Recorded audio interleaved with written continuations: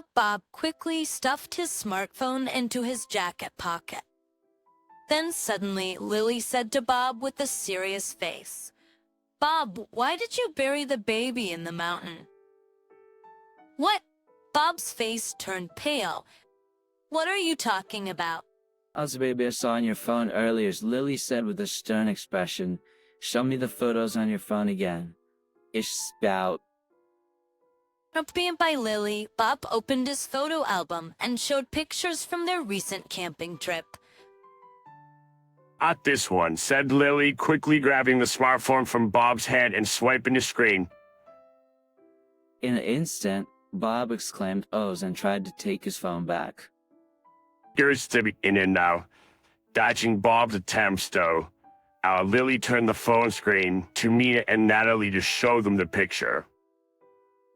It was a photo of an unfamiliar young woman. She approached me first. She said she was having work issues and wanted some advice. Bob insisted he was just accompanying her because she asked him to. Thanks to Lily's mysterious ability, I came to know about Bob's hidden side. That's the reason Bob was coming home late and constantly looking at his phone late at night was this. I made Bob guide me to the mountain where the baby was buried. Holding the unearthed baby, I was heading to Bob's workplace a few days later. My name is Shelby Roberts. I'm 29 years old. I've been married to Bob for exactly a year now. Bob is a salaried worker like me and is also 29. I also work a full-time job and spend my days quite busy. My husband and I don't have any kids yet. I met Bob through a friend's introduction. After dating for several years, we got married last year. The wedding was truly touching. Bob helps with the household chores. He even cooks dinner once in a while. He's the perfect husband in my eyes. Marrying him, I felt truly blessed. About 20 minutes drive from our apartment, my older sister, Natalie, lives. Natalie is 3 years older than me and is already married with a 5-year-old daughter named Lily. Italy and her family purchased a house where the 3 of them live. I adore my niece Lily. Lily affectionately calls me Aunt Shelby and is very fond of me. Once, when I visited my sister's house, Lily suddenly told me, "Hey, when I was in Mommy's belly, I remember hearing your voice." "Hun, do you remember being in Mom's belly, Lily?" I asked. Lily replied with a serious face. I've heard of kids saying that they remember things from when they were in the womb, but I wasn't expecting it to actually happen to me. I've heard of kids having memories from the womb, but this was the first time someone told me directly about it. When I told Natalie about this, she said, "Yeah, every now and then, Lily mentions things from when she was inside me." I never knew kids could remember such things. Impressed, Natalie shared more with me. That's not all. Sometimes when I can't find something, she tells me where it is. And it's not like she saw me put it there, but whenever I look where Lily tells me to, I always find it there. That's amazing. I can't quite put my finger on it, but Lily seems to have some sort of special gift. Touched a little way off, Lily was innocently playing with her teddy bear. It made me wonder if young children might have some sort of unique power. As these thoughts crossed my mind, I gazed at Lily. Sometime later, Bob started coming home later and later. At first, I figured work must be tough, but lately, he's often come home after midnight. I began to worry. Late one night, as Bob hurriedly headed for the shower, I called out, "Bob, you've been working late a lot, huh? Yeah, the boss just won't let me leave on time. At that, Bob quickly shut the door behind him and went into the bathroom. About 5 minutes later, Bob came out. I offered him the dinner I had prepared, but he replied, "Sorry, I'm just too tired to eat." Well, I'm gonna head to bed then. Good night. It was already quite late, and I figured Bob would join me in the bedroom soon. Given how tired he claimed to be, but an hour, then 2, passed, and he didn't come. Feeling restless, I quietly walked out to peek into the living room. In the dimly lit room, Bob was seated on the couch, engrossed in his smartphone. From the movement of his fingers, it looked like he was texting someone, and he had a big grin on his face. Why was he so happy, especially after such a long day? Was he messaging someone? And if so, who? My heart filled with anxiety. Lacking the courage to confront Bob, I returned to the bedroom. "Hey Bob, how about we go camping during the upcoming long weekend?" One day I brought up the idea. Although we were newlyweds, we hadn't gone out anywhere lately. Until not long ago, we'd spend our weekends going to the movies or visiting amusement parks. I wanted to go to the mountains with Bob and spend some quality time together. There's this campsite in the mountains. We could set up a tent, have a barbecue, and at night, look at the stars. Sounds fun, right? Bob didn't seem too excited, but I really wanted to go.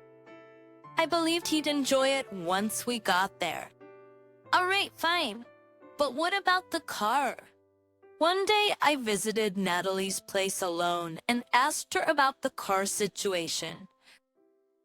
She happily offered, "You can borrow our van and feel free to use our tent too." Natalie's van was big and suited for mountain roads, with ample space for our gear. I thanked Natalie for her kindness. "Thanks, you're a lifesaver." She suggested, "Take some time and relax together as a couple. It's been a while."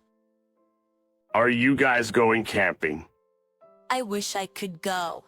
I responded, "That'd be nice. We should go with Lily next time." Still a day before our camping trip finally arrived, and I borrowed a car from Natalie's house and drove it home. The next day, Bob and I headed out in that car for a 3-day, 2-night camping adventure. Breathing in the fresh air, surrounded by nature, I felt truly rejuvenated. Bob seemed to be enjoying himself more than usual, with a big smile on his face. I'm really glad we decided to head to the mountains, even if it took a bit of convincing. As I chatted with Bob, he was excited about our trip, but late that night, he, who was sleeping next to me, got up quietly and started using his smartphone. I pretended to be asleep. He spent about 2 hours on his phone. It seemed like he was texting someone. The same thing happened the next night. Then on the 3rd day, we returned home from the campsite. It was around 4 p.m. "When were we supposed to return this car?" I asked. If we bring it back tomorrow, it'll be fine. Oh, can I take the car out for a bit now? I was surprised. I want to invite some local buddies and try out a big car like this. I asked him, "You're not gonna drink, right?" "I promise, no drinking." He responded, "When will you be back?" "I'll make sure to be home before midnight." I agreed. We're on vacation. It's okay once in a while. After some persuasion from Bob, I reluctantly agreed. Whistling a cheerful tune, Bob hopped into the car and left in high spirits. Asked the team if they were local buddies. I wondered if they would all be available on such short notice. While pondering this, I spent a lonely evening at home. At just a few minutes before midnight, Bob came back and said immediately upon returning, "See, I made it home before midnight. And I didn't drink." Then he quickly took out his smartphone and started checking it again. I said with a hint of annoyance, "Bob, you've been on your phone a lot lately." "Look," he replied, "I'm just texting the friends." Just texting the friends I was with earlier. Saying this, Bob took his smartphone to the bathroom. The next day, Bob and I went to Natalie's house to return the car and tent. When we gave them some snacks we bought near the campsite as a thank you gift, Lily was delighted. Ellie invited Bob and me inside and made us coffee. Lily had become quite fond of Bob, as they had met several times. Natalie referred to Bob as Mr. Bob. Lily had also started calling him that. Siley and Bob were sitting on the couch playing together, with Bob responding with a warm smile. So soon after, Lily requested to see the photos Bob had taken during the camping trip on his smartphone. While Natalie and I were chatting, she asked, "How was the camping? Did you have fun?" "Yes, it was great. Thanks for the car and tent, they were a huge help." Suddenly, Bob said in a loud voice to Lily, "Oh, don't touch it without permission." That's it, as he quickly took his smartphone away from Lily. Lily seemed to have fiddled with the smartphone. "No, you can't touch things without asking." Natalie gently reprimanded Lily. I wanted to see more of Bob's photos. "Bob, why did you bury the baby in the mountain?" Soon after, Lily said seriously to Bob, "Bob, why did you bury the baby in the mountain?" Hearing this, both Natalie and I stopped talking and stared at Lily in surprise. What are you talking about? Stammered Bob in response because I'm the baby I saw on your phone earlier. Bob, why did you bury the baby in the mountain? Bobby, your photo gallery display camping photos, so. Not this one, Lily responded, swiftly taking the phone from Bob and swiping the screen. Bob, taken aback, exclaimed, and tried to snatch his phone back quickly. Avoiding Bob's grab, Lily showed Natalie and me the phone screen. A picture displayed an unfamiliar young woman. She was holding a large baby doll plush, grinning widely. In the background was a claw machine. It seemed the photo was taken in an arcade. Presumably, the stuffed doll was a prize she won from the claw machine. "Who's this?" I asked in a low voice. Looking panicked, Bob tried to retrieve the phone from Lily. Just then, Lily handed the phone to me, and as I swiped, a photo of Bob and the young woman taking a selfie while closely hugging each other appeared. Swiping again revealed another picture of Bob and the woman, lying side by side, apparently in a car, and see upon closer inspection, the car's interior matched the one Natalie had lent us. Natalie had lent out the seats. They were flattened, and it seemed the two were lying down, taking pictures. Bob's eyes darted left and right. Sweat beaded on his forehead. Natalie looked at me with concern. As then, our brother-in-law, returning from work, entered. I wanted to immediately confront Bob about the woman in the photos. However, I couldn't do it in front of Lily and our brother-in-law. Thankfully, Natalie suggested that she'd take care of Lily with the help of our brother-in-law and that we should move to another room. Bob, Natalie, and I went upstairs, closed the door, and continued the conversation. Who's the woman in the pictures? Bob was reluctant to speak. However, after persistent questioning from Natalie and me, Bob finally admitted. The woman in the photo was a coworker named Jane Smith. She's 23.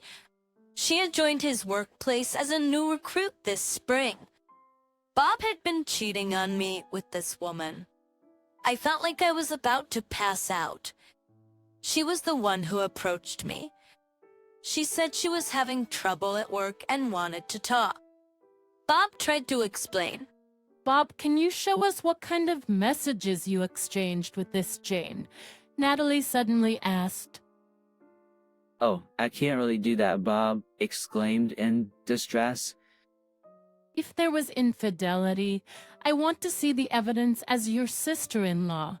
Of course, Shelby should know as well. Natalie argued. Bob was adamant about not showing his phone, but after Natalie's strong persuasion, he reluctantly handed it over to her. When Natalie looked at Bob's phone, there was a ton of conversations with Jane. The two whispered sweet nothings to each other multiple times a day. One day, I was shocked to read their messages. At Tobias Crane, it was a message from late at night when Bob went out with the car he borrowed from Natalie. Today was fun. It was only for a short time, but I'm glad I got to see you, Jane. I was so happy to get cozy with you in such a big car. I only sneaked out of the house today just for that. Bob, when are you gonna get divorced from your wife?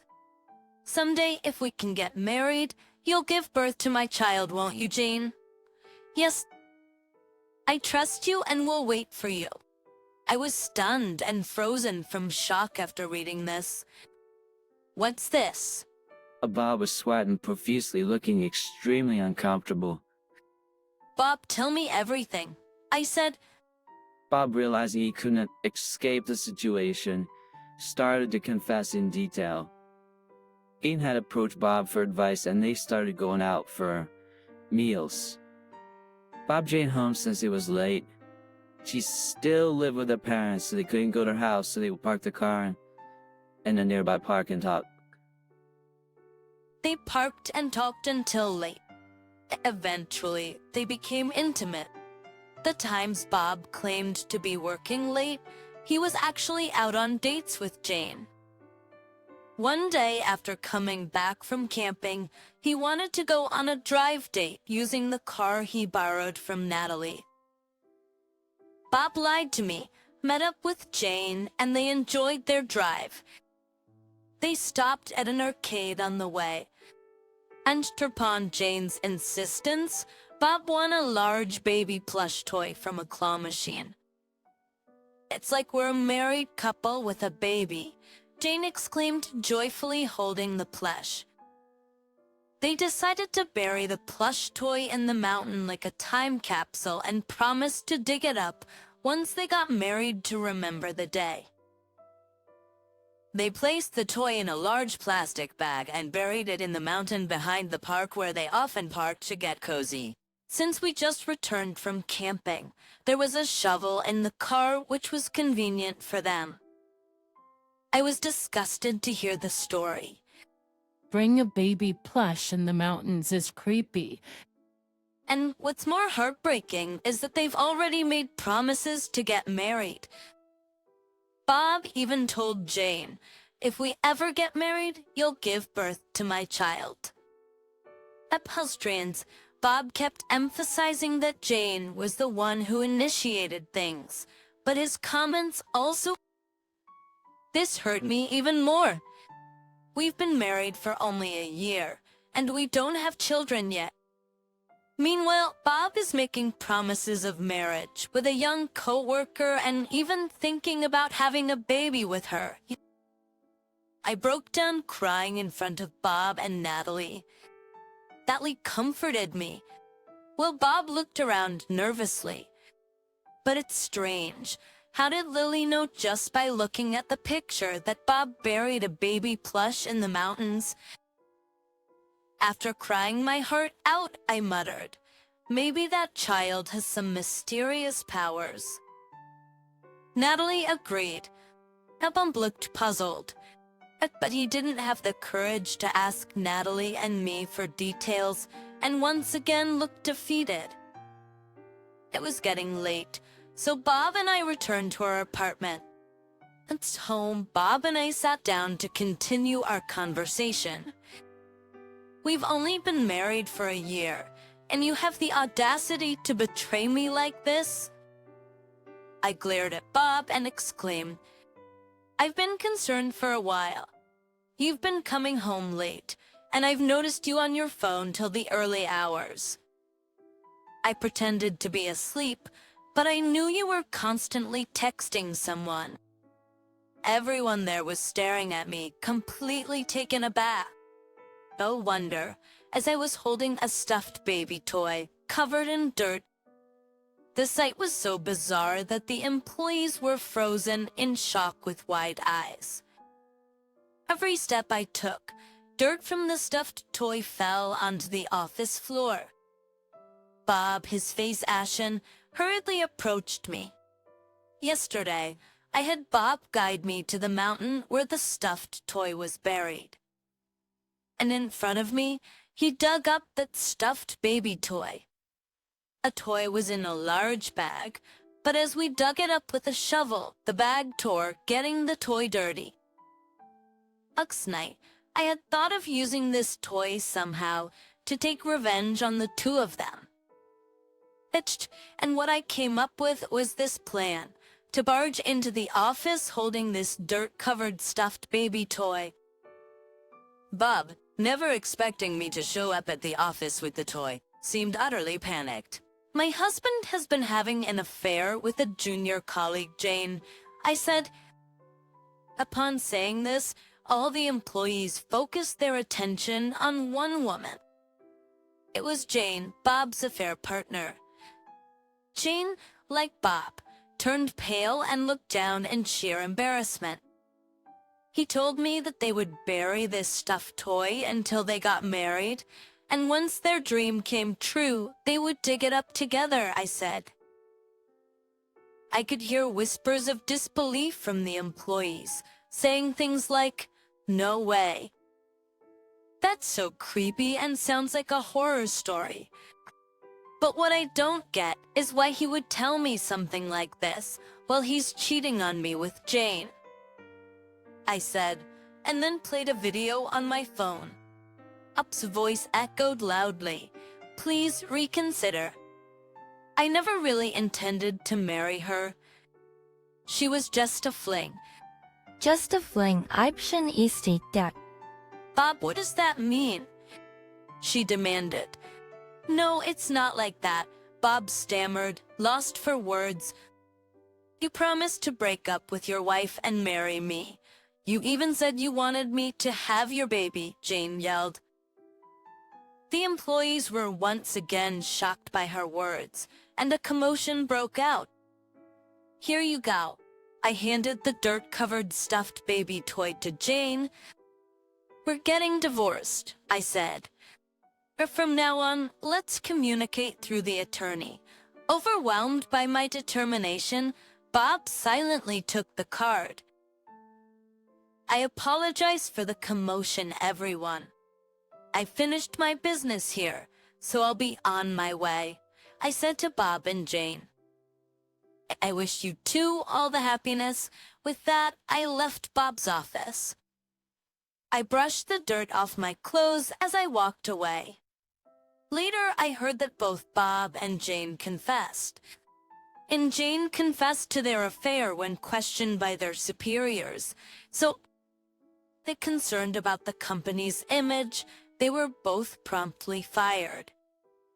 Jane was furious upon being called just a fling.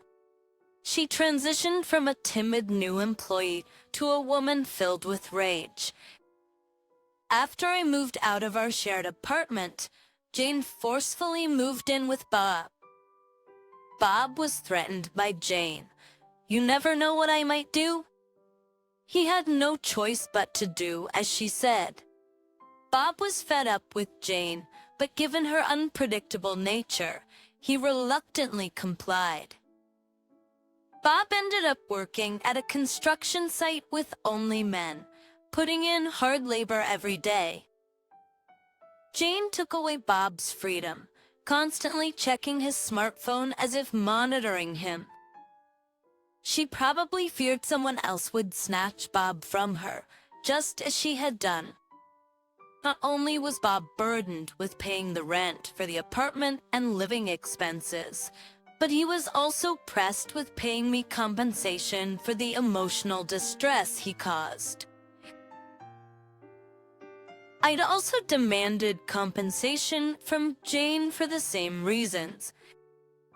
She seemed to have started working multiple part-time jobs, but kept getting fired, hopping from one job to the next. The lawyer who helped with the compensation issue had a chance to meet with Bob.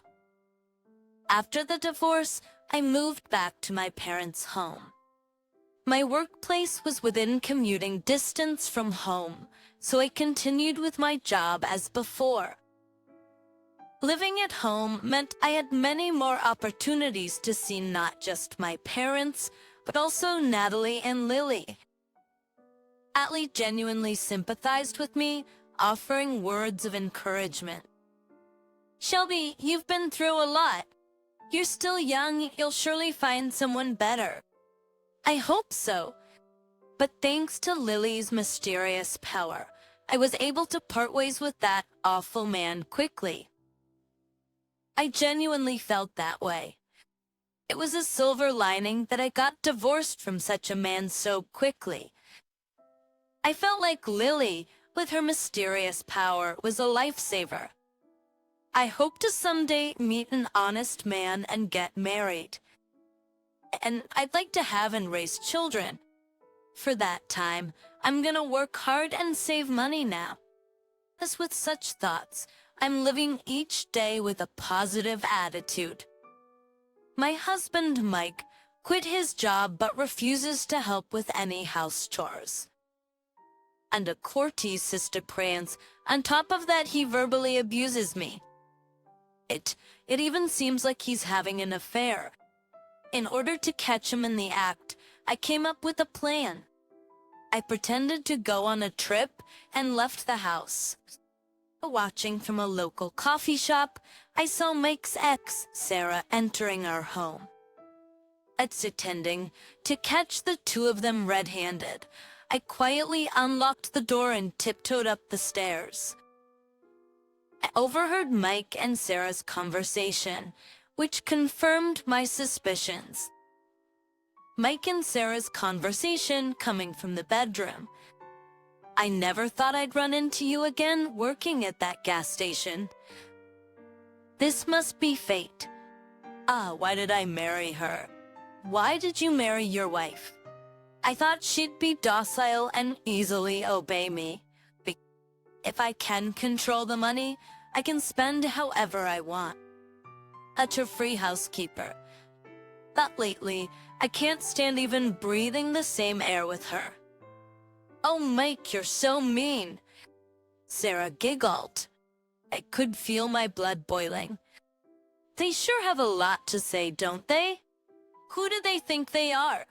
They'll regret those words soon enough. My name is Diane, a 30-year-old housewife. After graduating from college, I started working at a small business and worked hard to adapt to the working environment.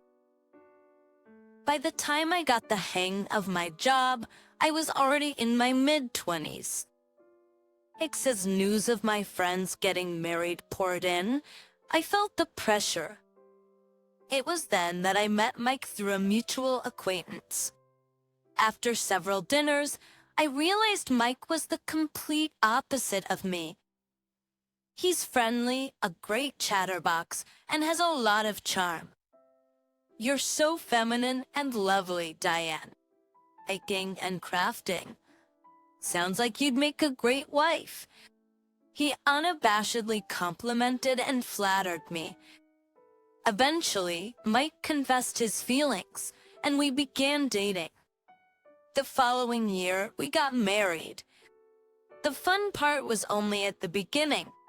Soon after, Mike started making condescending remarks towards me. Right after we got married, I felt something was off about what Mike said to me. He was pressuring me to become a stay-at-home wife. Why don't you quit your job? Your salary's probably low since you work at a small company. We can live comfortably on just my earnings, you know? I was taken aback, not expecting him to say something like that. Sure, my company might be smaller compared to your big corporation, Mike. But it's an established firm, so the salary is steady and the benefits are good. Plus, without any kids around, it seems like a waste to be home all day. Mike frowned upon hearing my rebuttal. You just don't want to do housework properly. If you tried, there wouldn't be enough hours in the day. I want to work outside, Mike. Even if I earn less than you, I want to earn my own spending money. Plus, in this day and age, there's no guarantee that a husband will be able to work up to retirement. You worry too much, Diane. Oh, my company's not going under. Alright, I'll just give you allowance, alright? Mike laughed as if it couldn't be helped. I'll handle the finances. I can't trust you with it, you're too careless. His arrogant words irritated me, but there was some truth in them. Mike is reliable, and he went to a better college than I did, so he's more accomplished. Anyway, quit your job by the end of this month. I got it. It was a real shame since I was just starting to enjoy my job, but I couldn't argue with Mike, so I just went along with it. However, Mike's domineering behavior didn't stop there. Every evening when he came home, he started inspecting the entire house. If he found even a single hair on the floor, he'd get in a bad mood. What did you do all day? I'll be just spent watching TV or on your phone, right? Must be nice to be it must be nice being a woman. Get 3 meals and a nap, and your husband supports you. Mike, using the fact that I was a housewife, never helped with any chores. Ritual when I was bedridden for 3 days with the flu. He didn't even wash his own dishes and complained instead of being concerned for me. This mess is your fault. Why can't you take care of yourself? You get sick like this because you're always lazing around. Come on, you can do some chores even with a slight fever. I'm sorry. This is how it was every day. Mike picked every little mistake I made. I wanted to stand up to him, but I still loved Mike and was afraid of starting a fight that might lead to a divorce proposal. He's probably just stressed out from work right now. If he could just calm down a bit, he should return to the gentle Mike I knew when we were dating. I kept telling myself that enduring each day. But as if mocking my faint hopes, Mike became more and more arrogant with each passing day. He demands too much femininity from me. Always look pretty. Don't embarrass me. I get it. Keep your hair brown and straight. No pants. Wear a skirt since you're a woman. I will. Don't wear the same clothes all the time. It'll look like we're broke. Nobody's gonna think that. You're so naive. I check out what the young women in the neighborhood are wearing. Others surely do the same. Just do as I say. Forcing his ideas on me, I dyed my hair monthly, got it straightened, and regularly bought new clothes. Yet, he only gave me an allowance of $50 a month. At first, I spent from my savings before marriage, but when that ran out, I asked Mike for permission to work from home. I thought of resuming my hobby of making bead accessories. Nowadays, if it becomes popular online, it'll sell, which is the convenience of this era of. Turns out, it became more popular than I expected, quickly became a hot topic, and in no time, I was booked for the next year. Working only during the weekdays wasn't enough. Even after Mike came home or on weekends, I continued working, which brought sarcasm from him. Sarcasm from him must be nice being a housewife. But play at home and still get paid. Oh man, I wish I could play video games all day and earn money. Well, how about I work full-time and you stay at home? Half seriously suggesting that, Mike's face turned bright red in anger. Are you out of your mind? I work hard for that company. Without me, they'd go under. I had to hold back my laughter. Mike's company is a world-renowned corporation. One mid-level employee quitting wouldn't make a dent. One night, a drunk Mike came home and approached me as I was making accessories at a desk in the living room corner. He spoke with a stench of alcohol. Hey, food? I'll heat it up in the microwave. Just give me a minute. A ping from will back. Once I connect the wire with pliers, the piece I've worked on for a week will finally be complete. Just then, Mike leaned over to watch my careful work and suddenly started shouting, "Is that more important than your husband's dinner?" Everyone's joking around here. Mike grabbed my piece out of my hands and yanked the wire forcefully. Colorful beads glittered in the air, scattering all over the floor. He kicked the table in front of me, threw the bead container against the wall, and then flopped onto the couch, snoring loudly before long.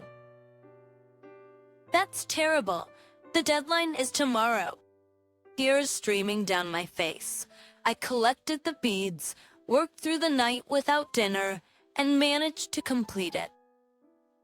Exhausted, I sent the piece by express mail.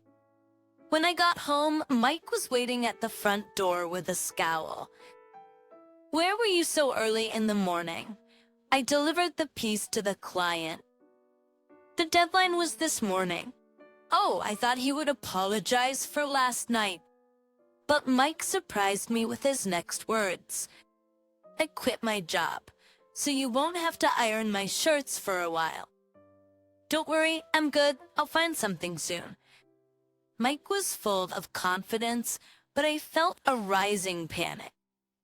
Whenever we discuss finances, Mike gets grumpy, so I have no idea how much we have in savings. Thankfully, we inherited this house from my deceased parents, so we don't have a mortgage. But the burden of supporting both of us has suddenly fallen on me. I reached out to an online shopping company I had previously exchanged business cards with at an event and launched a new brand. After some time, my work started doing well, but Mike just took it easy and didn't look for a job. About a year after quitting his job, Mike reluctantly got back to work. But it was just a part-time job at a gas station, working only 3 days a week. Despite earning less than me, he still acted superior and held tight control over our finances, even though he had less than me. On top of that, for some reason, he'd get dressed up in the evening and head out. Just when asked where he was going, he'd say things like going for a drink with a former coworker or meeting a friend. I suspected infidelity, but Mike always took his cell phone with him, even to the bathroom, and kept it by his pillow when he slept. One day, on our way back from visiting Mike's parents, we stopped at a convenience store for coffee. He mentioned stopping at a rest stop, so I tried to check the distance on the GPS. And then I found the hotel search history. I was shocked, but at the same time, I thought, yep, just as I suspected. He doesn't really work, doesn't do any chores, and he's cheating on me. All those insults and arrogant attitudes Mike threw at me in the past came rushing back, and I was fuming. I can't stand it anymore. I'm going to divorce him. But first, I was thinking about getting some kind of revenge. I met up with an old friend, Amelia, for the first time in a while. I told her about Mike's affair and said I wanted to get back at him. She said she had a good idea. When I got home, I brought up the subject with Mike. Hey, remember Amelia from our wedding? Yeah. Can I go on a 3-day, 2-night trip with Amelia next weekend? Of course, on my dime. Mike, wide-eyed, quickly broke into a broad smile. Sounds great. You should take a break once in a while. Just like Amelia said, Mike agreed right away. He's definitely going to bring his lover into our house while I'm away. Then on the day of the trip, I left the house with my suitcase. I went out to the main street, crossed the crosswalk, and entered a cafe. There, I met Amelia sitting by the window. As we ate our dinner casseroles, I kept an eye on the street. After a while, a blonde woman with a black hat and black sunglasses appeared. In a street lined with shopping malls and buildings, where families and kids were walking or cycling, this woman was sneaking around, trying not to draw attention, and she looked downright suspicious. That's when the woman took off her sunglasses and looked up at my house from a side street. I recognized that face. Oh, that's Mike's ex-girlfriend, I said. His ex? Yeah, I think her name was Sarah. He seemed to be bragging about dating an older beauty back then. Watching through the window, as expected, Sarah was greeted by Mike and went into our house. As I was about to get up from my seat, Amelia asked me, she's probably sweaty, so she's likely headed straight for the bathroom. If you want to catch them there, you should go now. But if you want to catch them getting cozy in the bedroom, you should wait another 30 minutes. What's it gonna be? I think the bedroom's a safer bet. I chatted with Amelia to pass the time, and 30 minutes later, I left the cafe. I was filled more with anger than sadness from feeling betrayed. I realized that my feelings for Mike had long since faded. I quietly unlocked the front door and tiptoed up the stairs. I could hear Mike and Sarah talking from the bedroom. I never thought I'd run into you again, working at that gas station. This must be fate. Oh, why did I marry her? Why'd you marry your wife? I thought she'd be docile and easily obey me. If I can control the money, I can spend however I want. Still a free housekeeper? But lately, I can't stand even breathing the same air with her. Oh, Mike, you're so mean. Sarah giggled. Anger rushed to my head. That's the nerve of them. Who do they think they are? They'll regret saying that.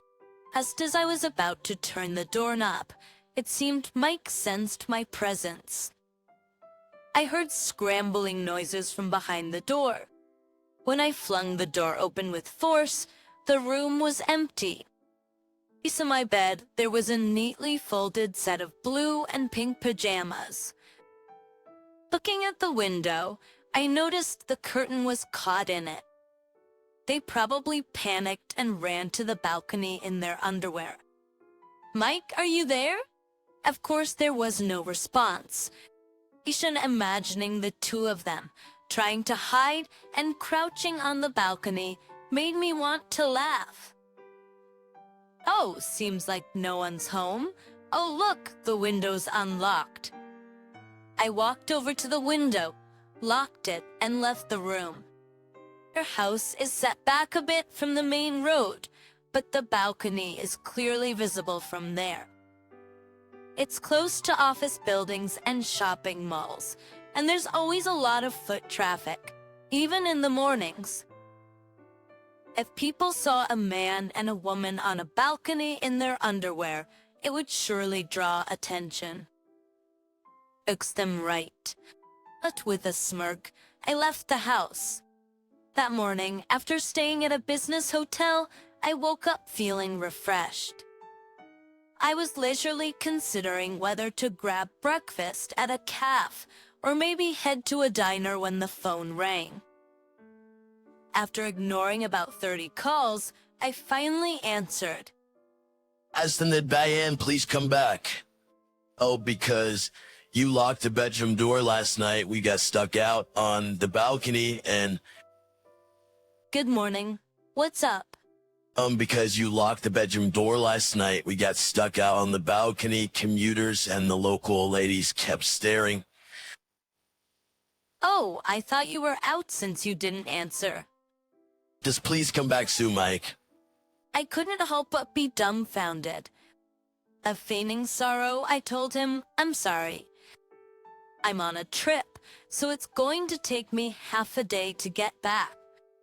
I heard sniffling from the other end. It seemed like Sarah couldn't hold back her tears. I took a deep breath and made an offer. If you agree to a divorce without any fuss, I might hurry back and make sure you turn in all the evidence of the affair. Divorce? Why? You know very well why. After a long silence, a defeated Mike replied, all right. I'll do whatever you say. Just please come back. I hung up, packed my stuff, and left the hotel. After enjoying a leisurely breakfast at a cafe, I stopped by a place before heading home. I noticed a group of local housewives whispering under my balcony.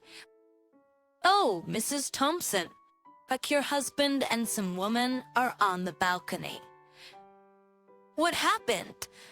I replied with a smile, acting as if it was none of my business, and went inside. He's heading into the bedroom and unlocking the balcony door. Mike and Sarah rushed in as if racing each other. Man, that was rough, Mike muttered while scratching his head. Sarah, in a bright red lace dress, looked miserable with her makeup smeared from crying and her face puffy. He started waiting for Mike and Sarah to get dressed. I spoke solemnly. Now, show me the evidence of the affair as promised. You've texts and all sorts of proof, right? You say, Mike smirked as I held up my hand. Who do you think is going to hand that over, he asked. You're probably planning on milking money from me and then leaving, but I ain't agreeing to divorce. Right, Sarah? I asked. It seemed that Sarah was knowingly continuing a relationship with a married man.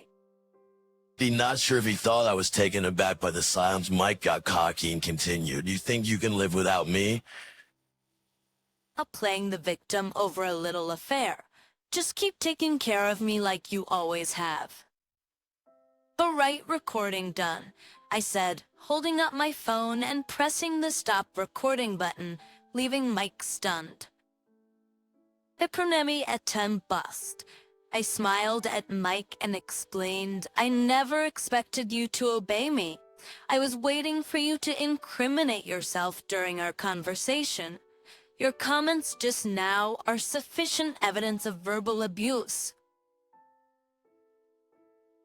and infidelity. Huh, do you think it's going to be that easy? I have more. I've been keeping records of your verbal abuses for over a year. And about the affair, I hired a private investigator about 2 months ago. Just received a bunch of incriminating photos. As I spread out the photos from my suitcase across the bedroom floor, Mike's face tightened. There were unmistakable shots of them being affectionate in public, happily entering hotels, and hugging inside Mike's car. Then Sarah, who'd been silent until now, spoke with a hint of confusion. Mike, you told me your wife was clueless and would never find out. What are we going to do now? It's okay, Sarah. Just leave it to me. She's always done what I say. She'll come crawling back. I found it hilarious how Mike was still acting so arrogantly with his face pale. Where was this confidence coming from? I asked Mike in a calm voice. I want to ask something. Why do you assume I can't live on my own? I have a stable income. I think you, who can't do house chores, will have a harder time. Tim, I'm talented, so of course I can handle anything. Mike answered with utmost confidence. You're head over heels for me, you know. You'd be lost without me. I'm saying, we shouldn't get a divorce for your sake. I felt like I was about to faint. After all the verbal abuse, not giving me money, and even cheating, he still believed in my love for him. How delusional could he be? Trying to change the topic, I turned to Sarah. Of course, once you get together with this man, you will probably need to support him. So good luck. Sarah flinched, becoming increasingly restless. Oh no, I don't have the money. I can't do this. I get that kids in middle school are expensive, but that's what you get. The atmosphere became tense after my statement. Kids? Sarah, I thought you were single. Sarah lowered her eyes, looking guilty, biting her lip. Mike didn't, you know? Sarah's been divorced twice. For real? Sarah glared at Mike, her eyes narrowed. What's wrong with having an older child? Mike, you love kids. Don't talk like that. Mike doesn't like kids. That's why we don't have any. I chimed in, and Sarah looked at Mike in disbelief. He lied to me. How freeing. I sighed at Sarah's angry outburst. You're no different, Sarah? You seem to have quite a colorful circle of friends. Sir, an investigator, had looked into Sarah, and it turned out she was involved with several other married men besides Mike. Sarah turned pale, stammering her defense. No, you've got it all wrong. The person I fell for just happened to be married. Well, you were still dating Mike at the same time, weren't you? I glanced over to see Mike's face contorted in anger. Hey, explain yourself. You said you weren't dating anyone. Mike confronted Sarah, who seemed fed up with having to explain herself. Finally, with a scoff, she replied smugly. Well, it costs a lot to raise a middle schooler. SC Sarah's salons and nail bars aren't cheap either. It sure was helpful that you guys thought I was single and would spend a lot of money on me. You snake. All right. Settle your quarrels elsewhere. Either way, I'll start filing for a divorce. Let's agree on the terms and then get divorced. I said coldly to the two of them. Mike, even if you're broke, our properties will be split equally. Make sure you don't play any fools on me anymore. Sarah tilted her head. You're a manager at a big company, and you're broke? That was over a year ago. He was fired for constantly verbally abusing his subordinates. Except now he's working part-time jobs. I'm the one supporting him. You even investigated that? But you're the one who lied. Now it was Sarah who was furious. I thought you said you were working part-time for some extra cash. You even showed me your business card. This is fraud. Exactly. I agreed. I always wondered, Mike, why you acted so high and mighty around me, even when you're just working part-time. No, I get it. Admitting that I support you hurts your pride, huh? What a small man, I was so wrong about you, Mike. He snapped at her after Sarah muttered under her breath, "Shut it, you liar." "Look who's talking," I said, going back to the hotel. "Mike, pack up your stuff within a week and leave. I'll start filing for our divorce." This occasion, I announced, leaving the house while Mike and Sarah continued to argue loudly.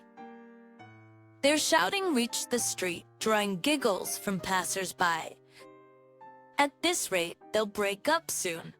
Thinking about it gave me a feeling of relief. Taking this to court will cost a lot. He reluctantly agreed to the divorce. Mike haggled a lot about the evidence, saying things like, "That's not a big deal and you can't prove that." Overall, our divorce was settled with our properties being divided equally. After our separation, he called me begging for support, but my lawyer warned him not to contact me directly, and he seemed to finally give up. The whole process took about half a year after I locked Mike and Sarah out on the balcony. Mike spent all his savings and moved to a 50-year-old apartment where he began earnestly looking for a full-time job to support himself.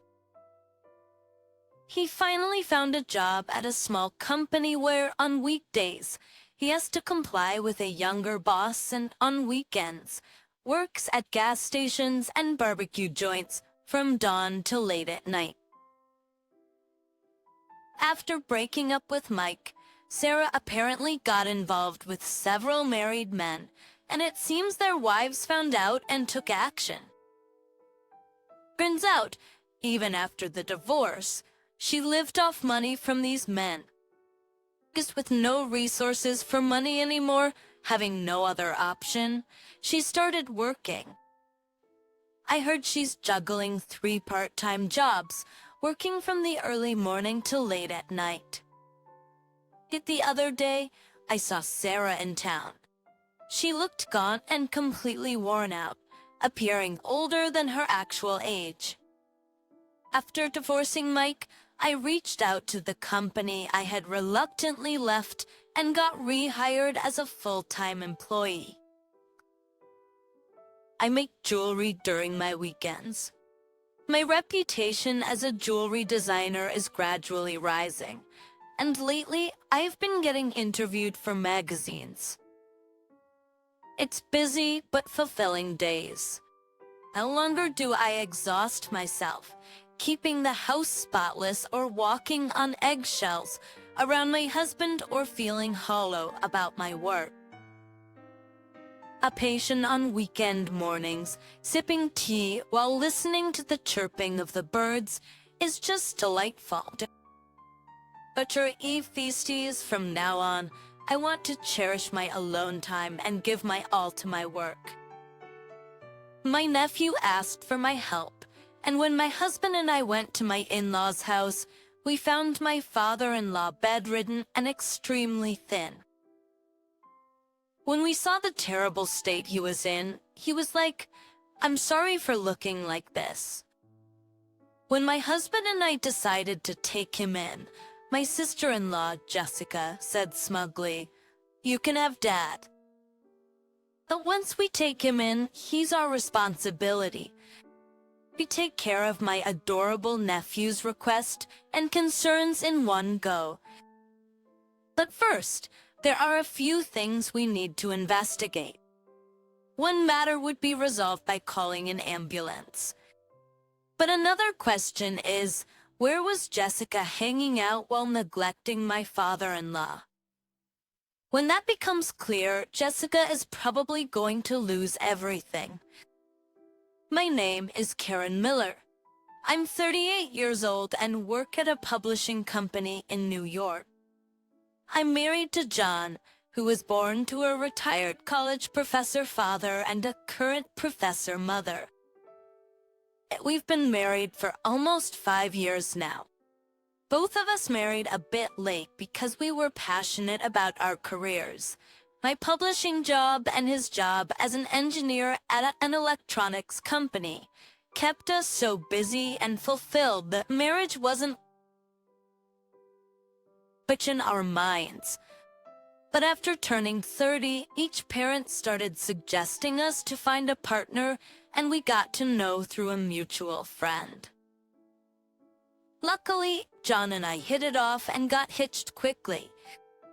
Both of us were rarely home, and we were thorough about cleaning when we realized each other's days off.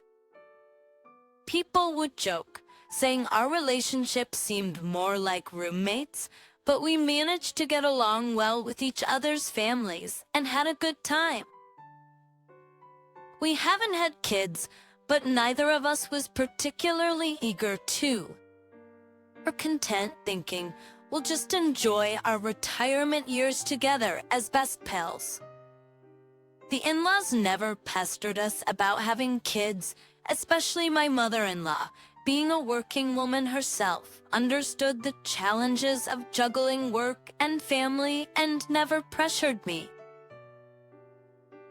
But then one night, as I was thinking about pulling another all-nighter at work, my phone buzzed. It was a call from my nephew, Tim. What on earth happened? Teleno. Oh, thank goodness, Auntie. Bait from the urgency in Tim's voice, I could tell something was wrong. What's going on? It's rare for you to call at this hour, Tim. Yeah, I know you're working, Auntie. But please, can you help Grandpa? Speaking of his grandfather, he's my father-in-law. What happened to Grandpa? Tim paused for a moment. Then, with a frustrated tone, he said, Mom's being awful. She's out having fun and not taking care of Grandpa, who's injured.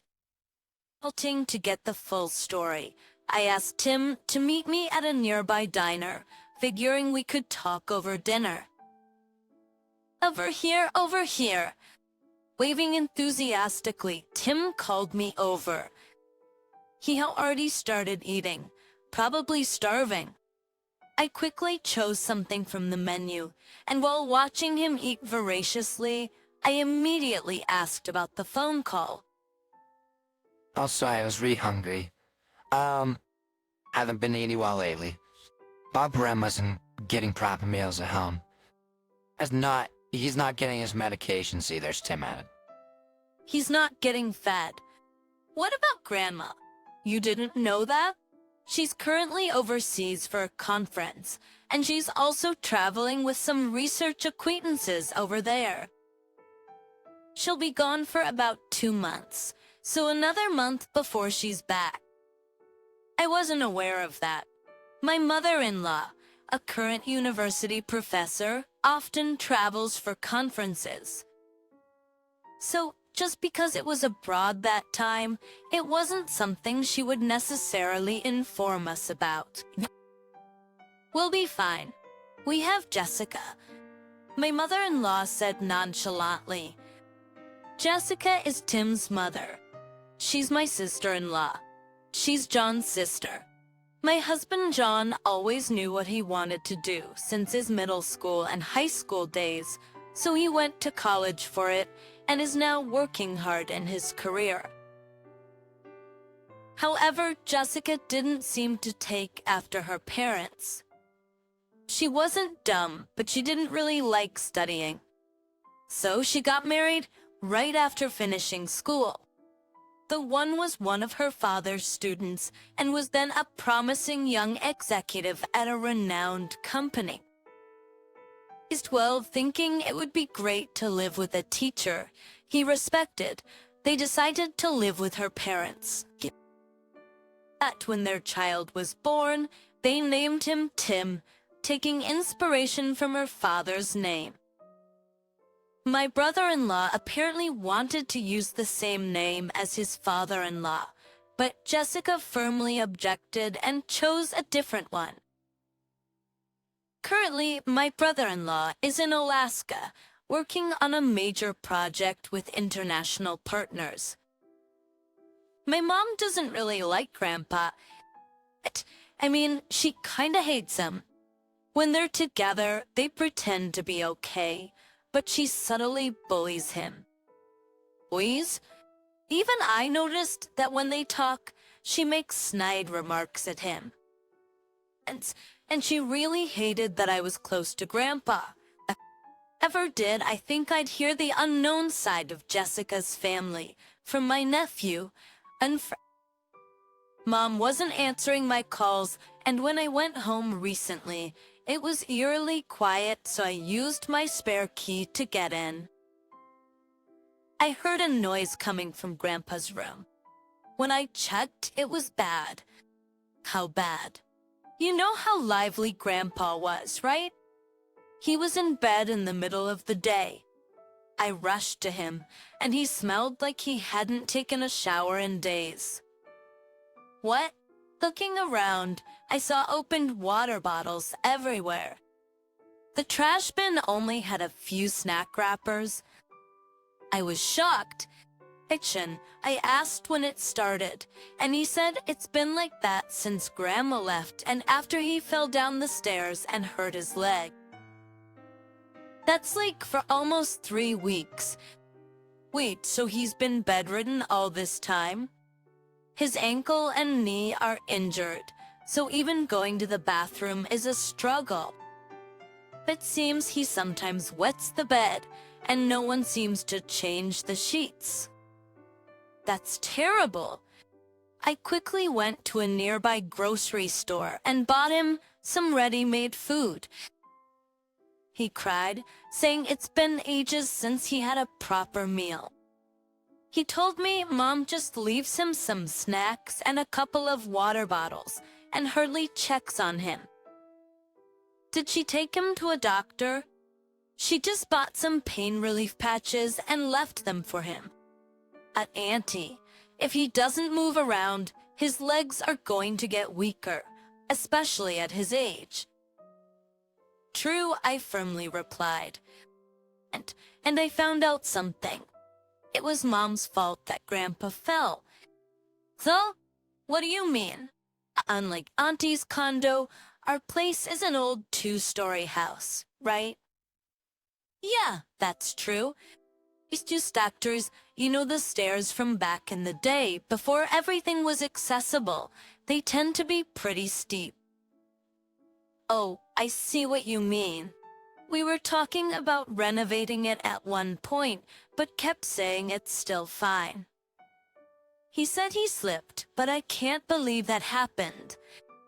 And the thing is, even without doing a full renovation, they had put anti-slip tape on the stairs. But when I checked it out last time, there was one spot where the tape was missing. So you think? I believe my mom took it off as some sort of spite. Asuka would go that far. Ever since I can remember, Mom always used to complain to me about Grandpa, never to my dad. I hated hearing it. I thought maybe she had her reasons, having grown up in this house and all. But after seeing the tape missing, I realized she's probably been doing stuff like this for a long time. I see. All right then. Thanks for talking to me. I'll sort it out with John either today or tomorrow. I promised him, then went back to work, and managed to finish everything in one go. Then I called my husband John and filled him in on the situation. Because on the other side of the smartphone screen, John was visibly angry. We're going to rescue Dad tomorrow. The next day, the 3 of us made our way to the in-laws' place. If Jessica wasn't there, that was fine. But just say we happened to stop by and found Grandpa in bad condition, and we were planning to call an ambulance. Tim unlocked the door and was like, "I'm home." From inside, Jessica, dressed like she was about to leave, came out. "What are you doing here?" "You didn't say you were coming." "Well, I didn't need to see you. I came to see Grandpa." At that, Tim opened the door wider and let us in. What? John, Karen, why are you here today? Jessica, I heard everything from Tim. What did you do to Dad? Saying that John cornered Jessica against a wall. Using that opportunity, Tim and I slipped by. Hey, what the heck are you doing? What is there something you don't want us to see? Not ignoring Jessica's choked voice behind us, we headed for my father-in-law's room. As I confirmed Tim opened the door, I dialed 911. I informed them that there was an elderly man in a bad condition and needed help immediately. But my father-in-law, seeing us suddenly burst in, slowly propped himself up and weakly asked, Karen, think what's going on? His voice was nothing like the vibrant one I was familiar with. His face was haggard and pale. His once slightly hefty frame was terrifyingly thin. The room was, as Tim described, a mess. Not wanting Jessica to notice any changes, Tim intentionally left it as it was. As planned, Tim began capturing the room with his smartphone's camera. Scattered plastic bottles, a trash can seemingly filled only with snack wrappers, and most notably, his pajamas and the sheets of the bed he was lying on. Noticing my gaze, my father-in-law spoke in a voice I'd never heard before. Aichin, sorry for the mess. It's okay, don't apologize. It hadn't been changed for days, perhaps weeks, and shows signs of sweat stains and several small spots from urine leaks. As for the pajamas, it was even worse. I'm sorry, Grandpa, but I need to capture this too. Tim captured every detail of that bed, leaving nothing out. Do you not have a cell phone to communicate with my mother-in-law? I used to email with my wife, but I lost the phone when I fell. Just then, footsteps approached and entered, with Jessica trying to restrain him from behind. The moment John entered, his face turned grim and he shouted, How could you keep Dad in such a place? I'll take care of him. Oh, really? I don't need him. You can have him. As we argued, the sound of an ambulance siren approached. Half a month later, we were headed to the airport to pick up my mother-in-law. We were waiting, thinking she'd be out soon, when we saw Jessica rushing towards the exit. All right, let's move. Everyone got the plan? Everyone nodded in response to John's check. Welcome back, Mom. Bet it was a long trip. Let me help your bags. I'm all right. My mother-in-law, holding onto her luggage, walked past Jessica and toward us. Mom, wait up. You're walking too fast. Huh, Jessica, chasing after her, was taken aback when she saw us. Hey, I'm back. Good to see her well. And saying this was my father-in-law, standing tall in a suit, reminiscent of his working days. No way! Why's Dad here? Jessica was surprised to see us all together. What? John, Karen, and Tim, you two? Then my father-in-law turned to Jessica and said, Why? Of course I should be the one to pick her up. Or did you think I couldn't make it? Well, I just looked even after the twisted ankle and the inflamed knee. See, I'm fine.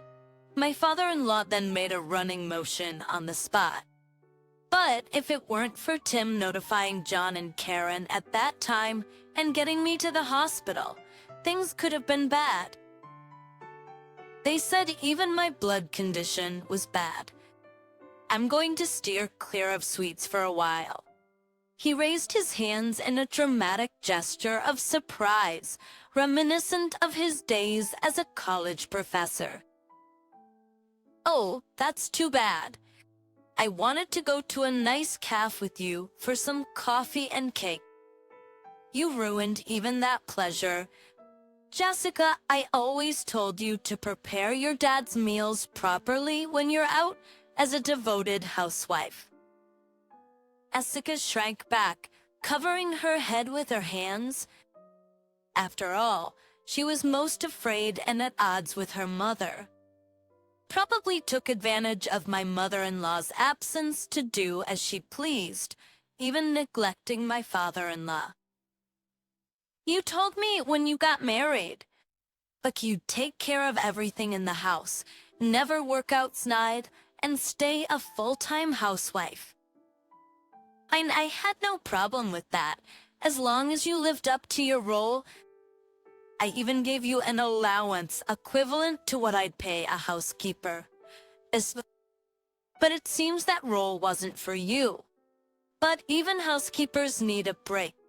You wouldn't understand since you're always out doing whatever you want." "Oh, and what do you mean by a break? Wait, why are you here?" Suddenly entering the conversation was my brother-in-law. No one expected him to be here since he was stationed alone in Alaska. I got a call from Tim and John, and he rushed back. "If you were gonna come back, you could have at least told me." "Really? You're the one saying that?" At that moment, John intervened with a calm demeanor and said, "Hey guys, let's calm down. We shouldn't do this here. Let's all move." When everyone moved to an airport lounge, there was a woman waving from a corner of a large table. At beside the woman was a man, looking down and visibly shaking. And in front of them stood a person holding documents, clearly a lawyer. Jessica was visibly shaken upon seeing these three. My brother-in-law gestured, beckoning Jessica over there. "You know them well, don't you?" My brother-in-law said that coldly. Hello, nice to meet you."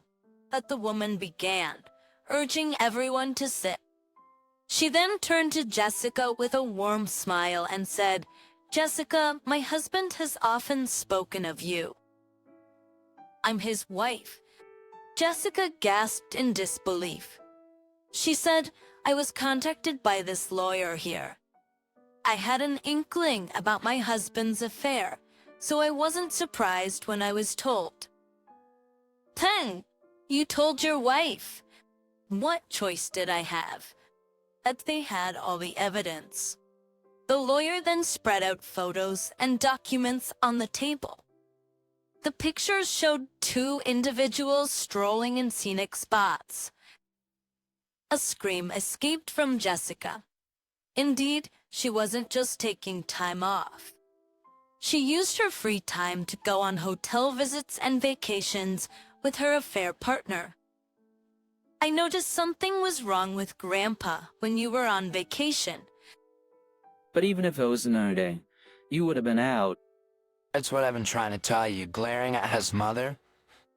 What would a kid know about this? Em said, "Hey Mom, do you remember what I'm studying in college?" "Son, I'm in law school." "Ever notice why I rarely come home?" "It's because I have my state exams coming up. I've been staying over for study sessions." He continued, "You know what you did is considered elder abuse under the state laws. It can result in criminal charges soon." Mom replied, "Indeed. As Tim pointed out, neglecting elderly individuals can be elder abuse in many cases." The reason we took my father-in-law to the hospital by ambulance was that the hospital had a duty to report this to the police. It's not like it's not a crime if the family doesn't report it. You turned on your own mother. Em said, "I don't want to be lectured by someone who doesn't even know what I'm studying. Tim spat out the words. He must have had various feelings towards his mother all this time.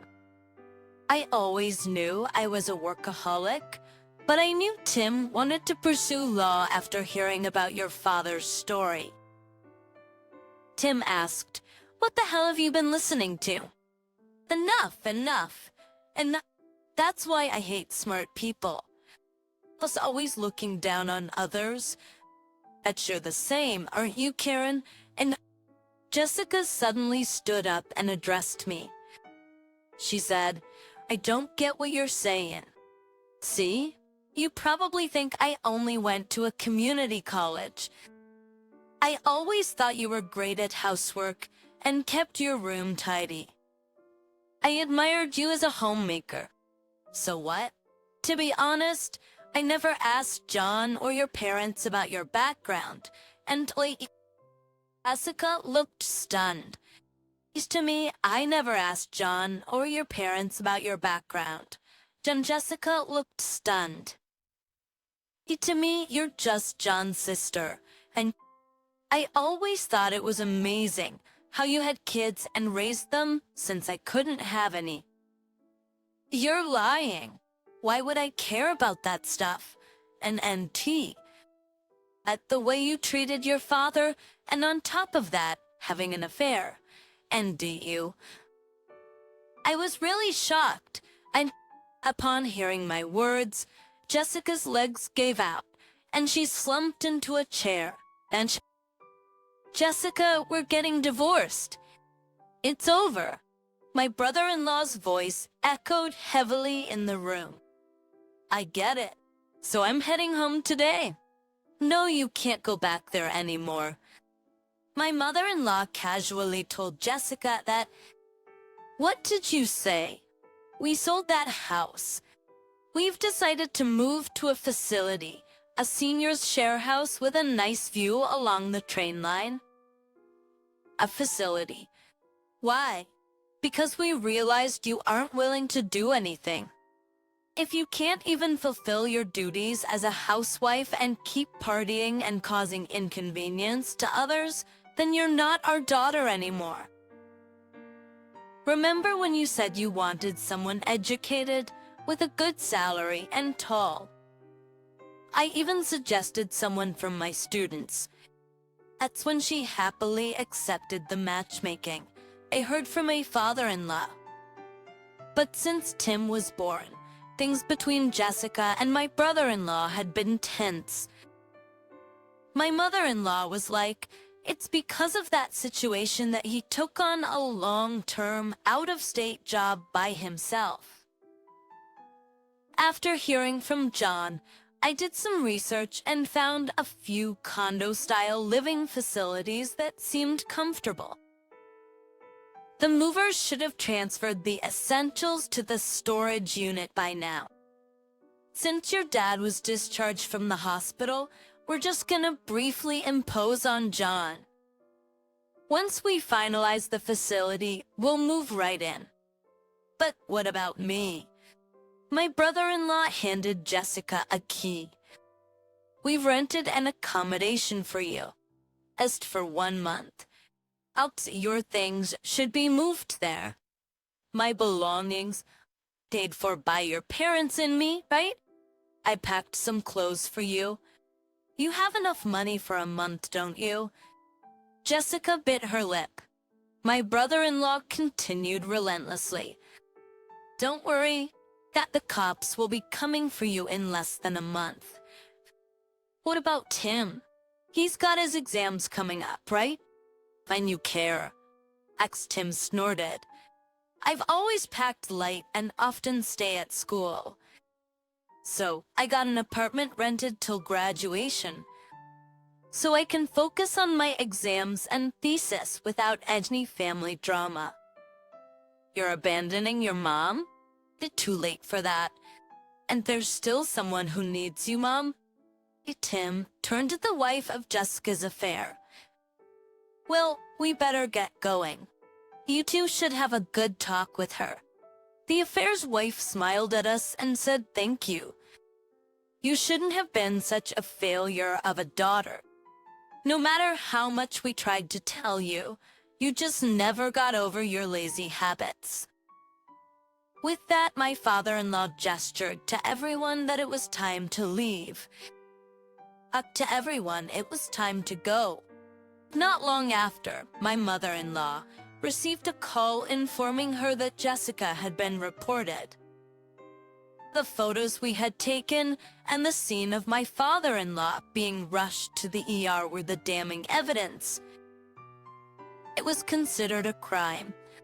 Turns out her affair was with a man she met on a dating app, and they had no other connection. The affair's wife asked for a divorce, and they're in the process of division of property. My brother-in-law also got divorced from Jessica. This kid, it seemed it caused quite a ruckus at the affair's workplace.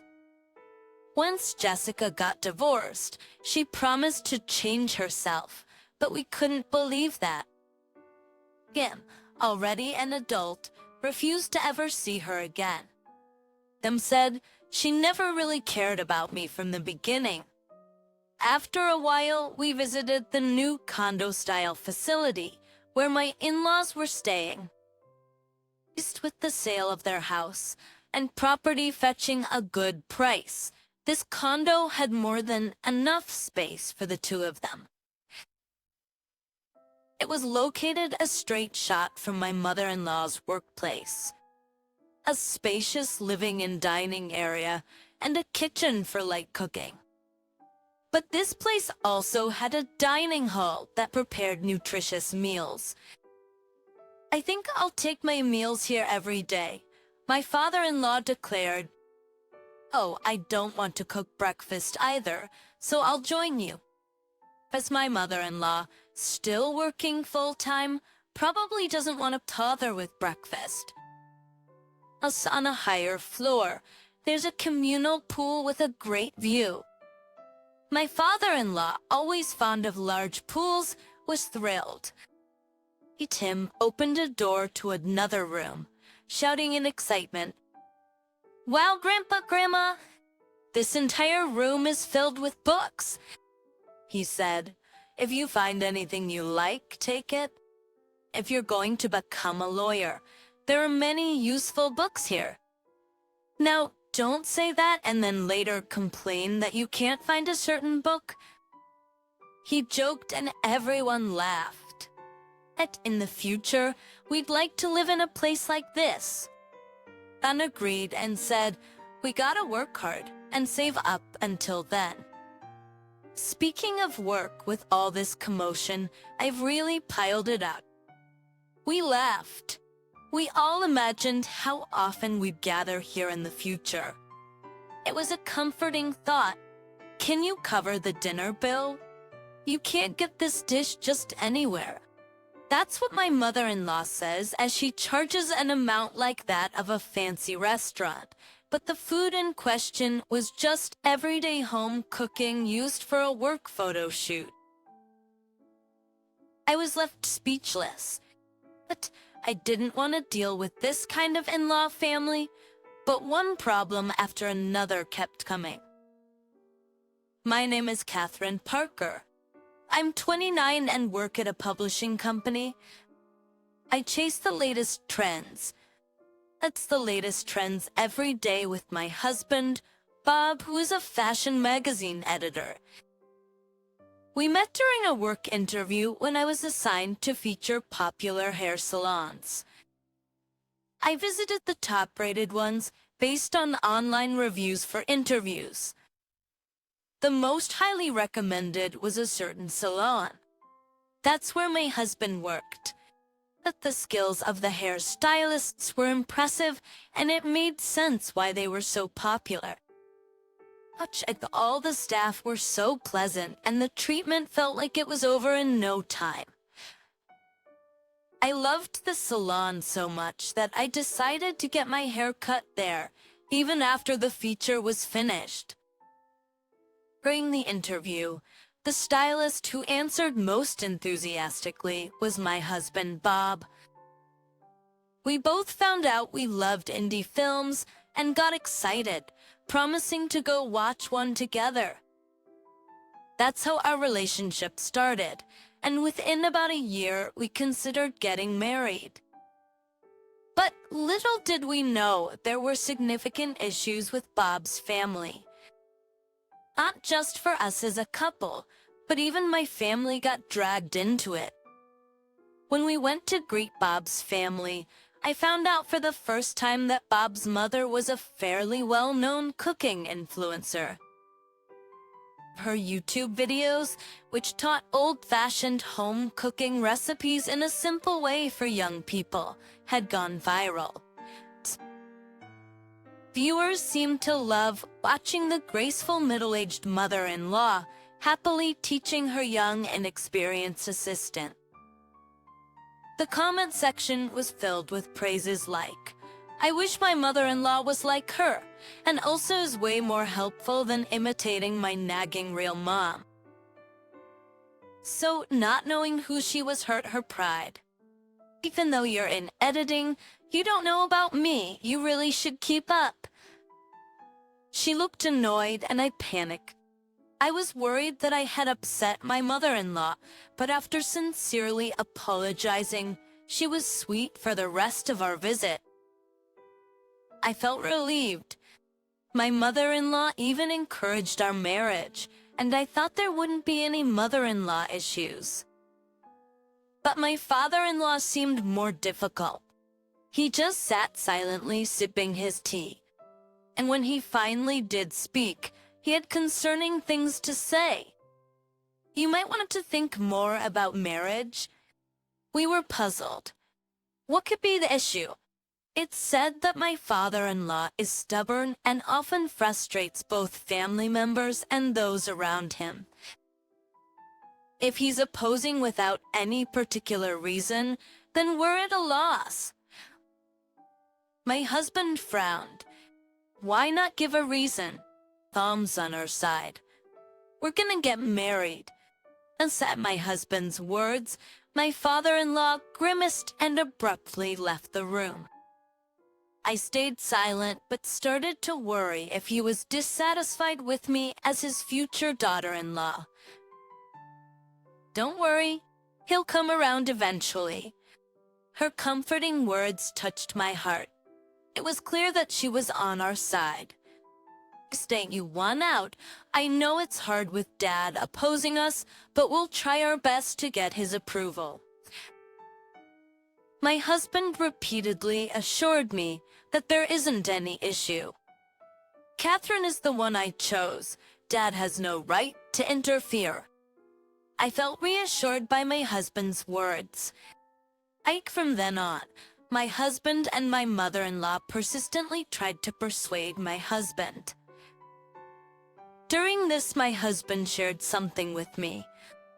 Dad suddenly said he wanted to talk without Mom around, probably because he knew she'd side with Catherine. That's kinda petty. I felt the same way at that time. But it turned out, my father-in-law had a completely different reason. Finally, my husband declared that if this marriage didn't go through, he would remain single for the rest of his life. Also, only then did my father-in-law relent. And so, we made it to our wedding day. Our new home was in an apartment just nearby my in-laws' house, an apartment my father-in-law owned. We were filled with happiness. I resolved to do my best to get along with my in-laws and be a good wife. One weekend, my in-laws came to visit. Regarding our marriage, there's another piece of happy news. Actually, I'm gonna be producing a new restaurant. I genuinely admire my mother-in-law's talent. My husband was grinning with joy, but for some reason, my father-in-law wore a frown. It really put a damper on the mood. "Don't you approve?" "It's not fair to your wife if you don't," I blurted out to my father-in-law. My father-in-law let out a big sigh and muttered, "I'm going to collect some rents." Bricks on your crease. Once my father-in-law was gone, My mother-in-law began to explain. It's hard for me to say, Catherine, but I earn more than him and he doesn't like it. Yet It wasn't her fault. It's ridiculous that a grown man like my father-in-law is being so petty and selfish. From what I heard from my mother-in-law, my father-in-law has a chronic illness and hasn't been able to work for a long time. Now, he just manages an apartment building they invested in. Growing up, my husband always saw his hardworking mother and felt lonely. He wished my mother-in-law could be home like the mothers in other families. My father-in-law was always home, but my father-in-law wasn't the type to play with him due to his illness. But over time, my husband came to believe that my mother-in-law had to work because of my father-in-law. Since my husband was young, he's had a resentment towards my father-in-law. He's a grumpy old man. Just ignore him, he'd say dismissively. Even my mother-in-law didn't deny it. A few days later, my mother-in-law called. Catherine, your family runs a sushi restaurant, right? Her place is a pretty popular high-end sushi restaurant. We've been featured on TV and in magazines more than once or twice. Partly, not only my parents, but also my brother and his wife run the restaurant together. But if it were just like the old days, with only my parents, I'd invite you over without hesitation. The second and third floors of the restaurant are living quarters. My parents live on the second floor, and my brother, his wife, and their kids live on the third floor. I mentioned that it's a bit hard to relax and visit often because of my sister-in-law and the kids. My mother-in-law responded, I understand. She then asked various questions, like where we source our top-quality fish and how business has been. I casually told her everything I knew. It'd be great if we could all visit sometime, my mother-in-law said. I told her I'd check our restaurant schedule and get back to her. I didn't care much about my father-in-law's opinion, but I really wanted my mother-in-law to enjoy our sushi. Though our conversation seemed fine, for some reason, starting the next day, my mother-in-law began ignoring me. It felt like our frequent interactions had been a lie. Today, I messaged her before work saying, I was going to stand in line at a renowned pastry shop and get your favorite jelly dessert my mother-in-law had requested. But she left my message unread. Later, after work, I reported back. Unfortunately, they were out of the jelly dessert. But would you like me to get some of the famous cakes instead? No matter how many times I messaged her, she didn't read them. Finally, when I tried calling, to my surprise, she had blocked my number. I was baffled since I hadn't done anything wrong. Because it was my mother-in-law who had learned about a famous pastry shop near my workplace and had insisted I get something from there. Yet despite that, she treated me this way. I felt a mix of confusing emotions. When I confided in my husband, he strangely blamed me, saying, "Did you say something rude to my mom?" I was annoyed. I was bewildered precisely because I hadn't said anything wrong. I was planning to gift those popular pastries. After all, we've always been indebted to them, and I genuinely wanted to please my mother-in-law.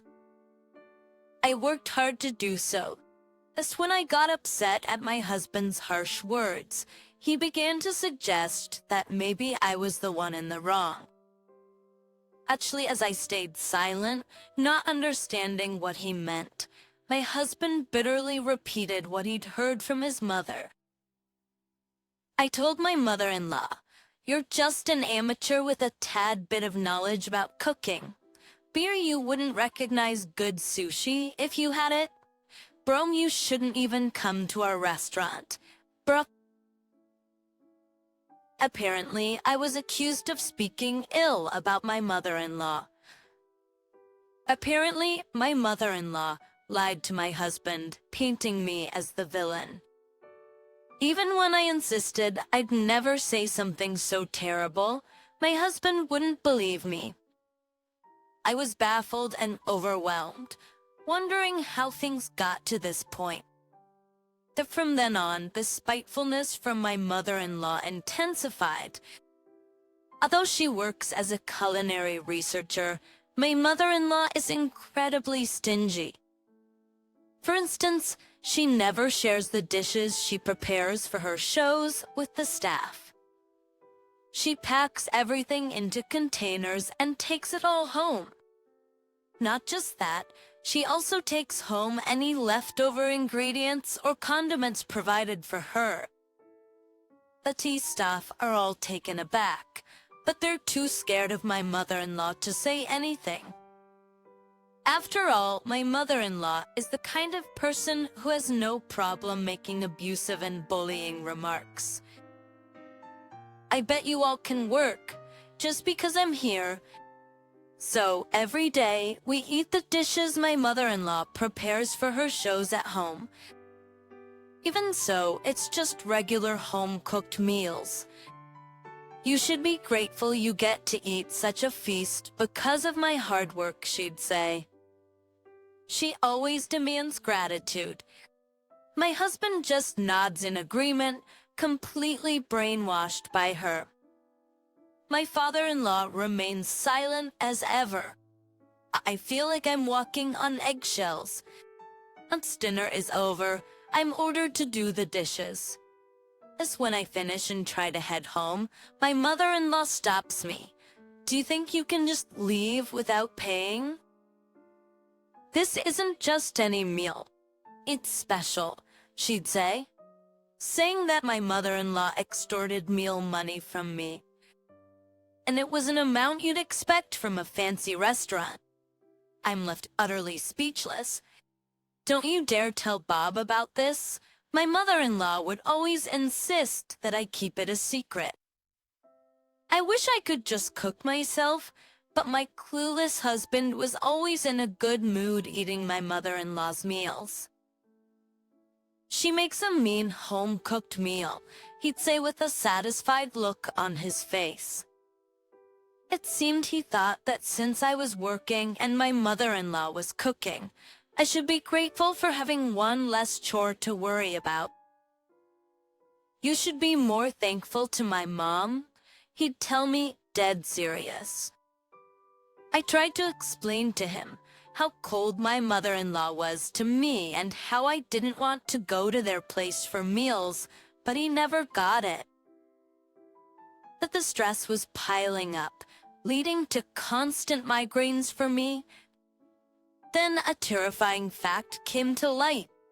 Right in front of my family's sushi place, my mother-in-law planned to open her own seafood restaurant. But of all places, why right in front of our restaurant? My mother-in-law seemed quite proud of her decision. After all, isn't this a neighborhood where even Catherine's family seems to be doing well? "I bet I can do even better," she said. This new seafood joint was aiming for the high-end crowd, the same as her TV shows. The crowd was the same kind our sushi place served. In other words, she planned to steal all our customers. How audacious. She had previously grilled me about our customer base, suppliers, and how well we were doing. Clearly, her intention from the start was to put us out of business. My parents confronted me, asking, "What on earth is going on?" How could she plan to open a seafood restaurant, especially right before us? They said if someone in the family is opening a place near our store, the least they could do is give us a heads up or some sort of courtesy call, right? Indeed, they were right. However, I wasn't informed about any of this by my mother-in-law. Moreover, my father, with a bitter expression, said, "That's not the only thing." Can you believe it? Your mother-in-law contacted our sushi restaurant supplier and managed to get a contract for her own restaurant. But what's even more audacious is that she requested the seafood restaurant's purchased goods to be billed to our sushi place. I was floored. Is your mother-in-law trying to ruin us? At Mori distraught, I buried my face in my hands. Just then, the doorbell rang. When I opened the door, my father-in-law was standing there. I hope it's okay to come by. When I asked about the sushi place, they told me to find you here. Seeing my father-in-law unexpectedly made me nervous. But noticing my tense expression, my father-in-law said, "Catherine, I'm really sorry about everything." Your father-in-law apologized sincerely. There wasn't a hint of the usual gruff demeanor I had come to expect from him. I was taken aback as my father-in-law began to share his story, like starting with an apology for his consistent rude behavior. Your father-in-law opened up about the feelings he had been holding on to. He shared how he had always been sickly since his youth, making it hard for him to hold down a job. That's when your mother-in-law stepped up to the plate, finding work to support them. He was truly grateful for that. However, as she gained fame, your mother-in-law became consumed by greed. At first, I tried hard to reason with her. For being so obsessed with making money and think only of one's own success is just wrong. After all, your mother-in-law's career was built on the backs of her staff and assistants. He told your mother-in-law time and time again that she needed to value her team or there wouldn't be a future for her. But she wouldn't listen. As her obsession with money grew, she also became more tight-fisted. She'd cut corners with expenses, preaching about using organic and pesticide-free produce while actually using cheaper imports from the local supermarket. Some of her more conscientious staff members spoke up about this, only to be met with your mother-in-law's wrath and bullying. It's caused many of them to quit. My mother-in-law grew paranoid, thinking everyone was jealous of her success and out to criticize her. She was particularly harsh on younger women, often making them cry.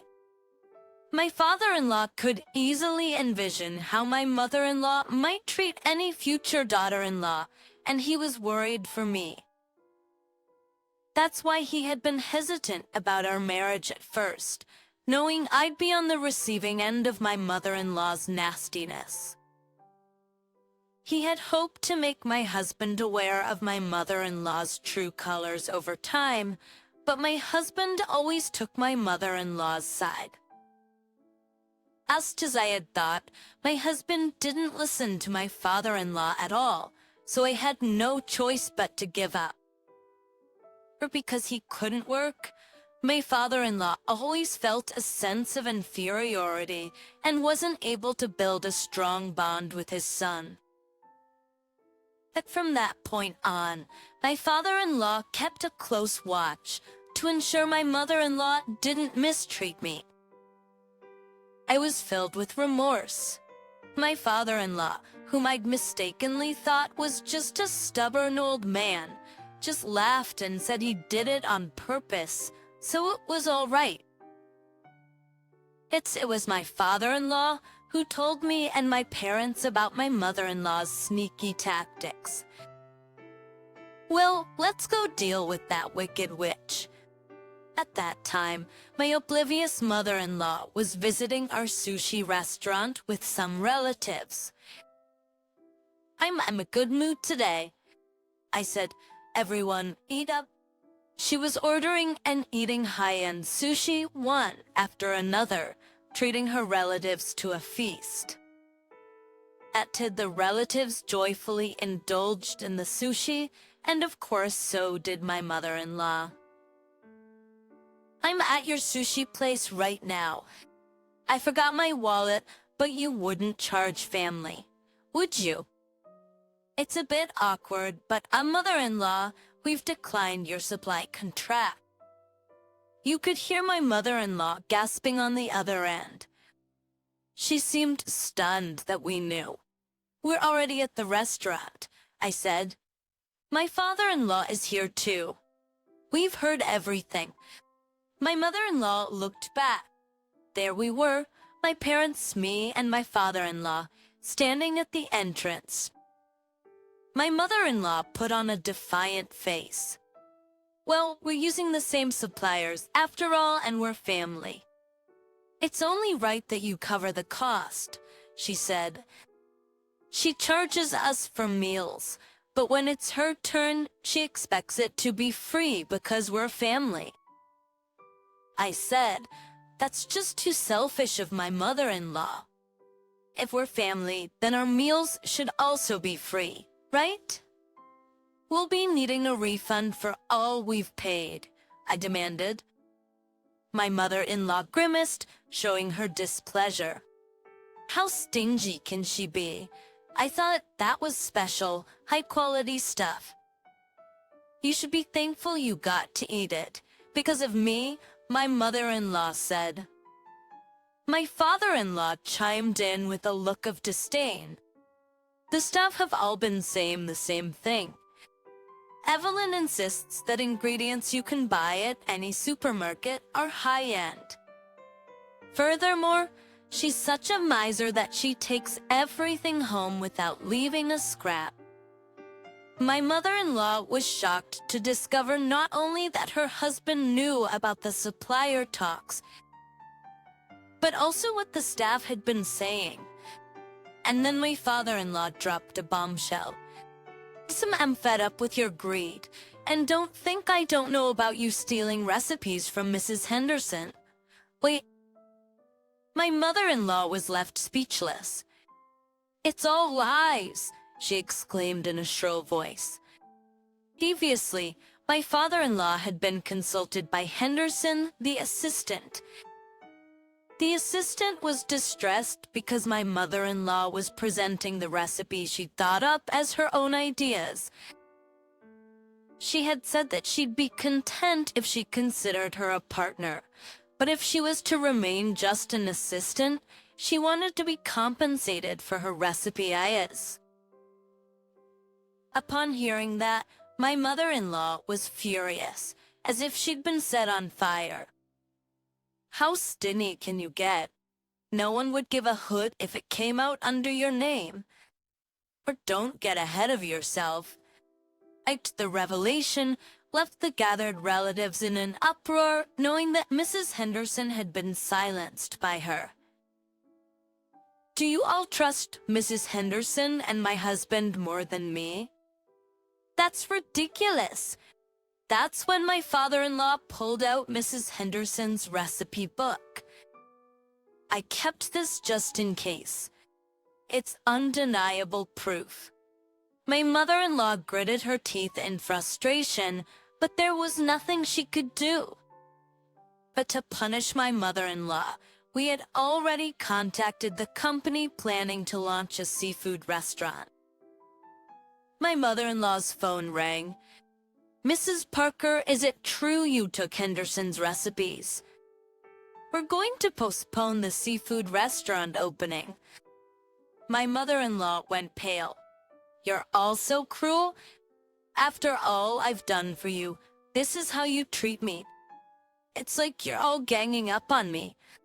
She pretended to be the victim, sitting down on the spot and sobbing loudly.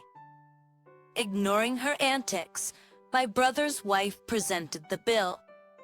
Your meal comes to $982?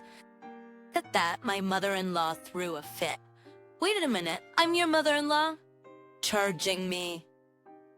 But my brother's wife just chuckled at her. Paying for what you eat is just common sense. Even kids know that. Stumped by the young woman's logic, my mother-in-law was at a loss for words. Not willing to admit her wrongs, she looked around for someone else to blame and pleaded with the relatives. Someone else pay this for me, seeing how much I'm struggling here. Recently, two relatives quickly slipped away in hushed tones.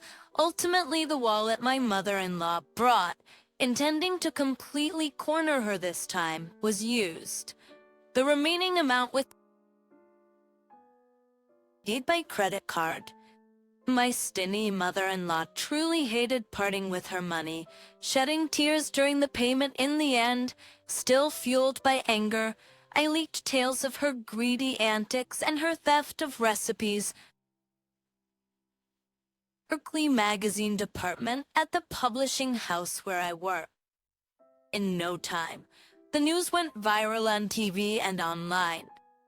My mother-in-law's reputation as a culinary expert tanked, and my father-in-law decided to divorce her. Meanwhile, my husband, upon learning the truth, repeatedly apologized to me. He sincerely regretted not hearing me out. I asked him to reconcile with my father-in-law in return for my forgiveness.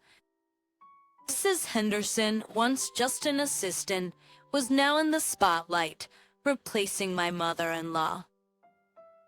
Being naturally talented, great things are expected of her. To all the trouble she's caused, my mother-in-law found herself swamped with lawsuits. However, unable to pay the massive amount in damages, she found herself desperately turning to her childhood home for help. She went to the extreme of relying on her elderly parents' retirement funds. But when her relatives found out, she was disowned by her own siblings and family. She's currently working tirelessly as a night security guard at construction sites and as a janitor in office buildings.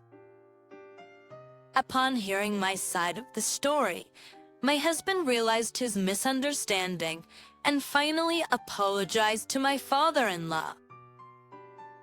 My father-in-law also regretted not mending his relationship with his son.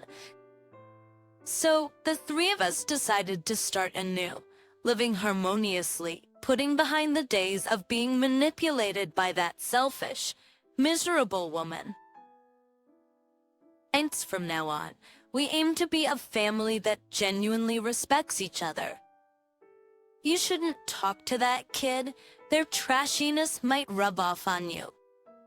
Saying this, a mom from the parent group not only bullied me but also used my daughter to do it. I won't let anyone bully my mom. Seeing this mom's behavior, my angered daughter decided to publicly confront her. I'm Karen Miller, a 32-year-old part-time worker, living with my daughter, Abigail, and my husband, Peter E. Gordons. Recently, due to my husband's job transfer, we moved to a new place and started sending Abigail to a new kindergarten. Abigail was initially resistant to changing kindergartens, crying and throwing tantrums about moving, but once we settled in, she adjusted well to her new school. Just as I was getting comfortable with her adaptability, I met Mrs. Jessica Patterson, the mother of a boy named Bob in Abigail's class. Jessica has a dominant personality and always wants to gather the moms for group activities. I wasn't really into that kind of thing, so I politely declined her invitations while looking for a new job in the area.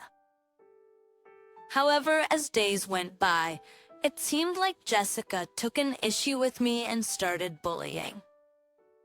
I was hoping to have a fresh start in this new place, but felt deeply discouraged. "Good morning, Bob," my daughter greeted. Bob, Jessica's son, returned the greeting with a smile. But standing behind him, Jessica gave me a glaring look and clearly showed her displeasure.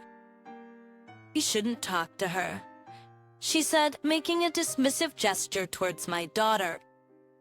Seeing my daughter treated this way made my blood boil, and I glared back at Jessica. "Look at that, she's glaring."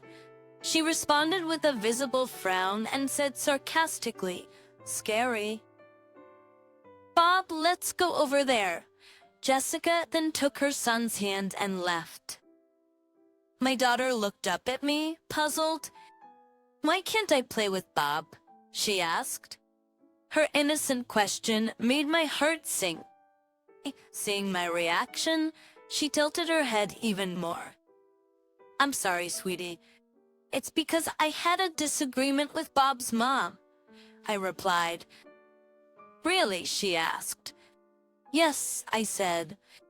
"Bob's mom seems really mad." "What did you do, Mom?" she asked. "Well, I honestly don't know," I responded. Seeing my daughter's confusion made me feel even worse. I thought it was inappropriate for an adult to involve children in their personal quarrels, but it seemed like that's just the way Jessica is.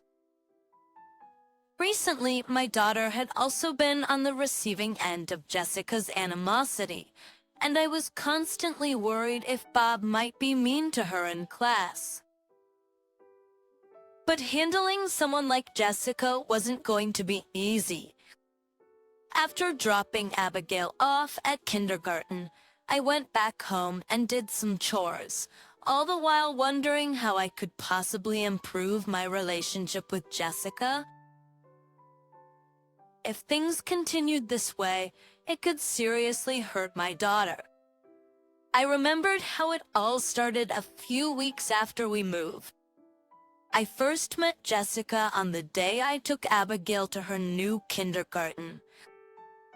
She said we should get along because our kids were in the same class and invited me to a chat group. Without much thought, I joined the group.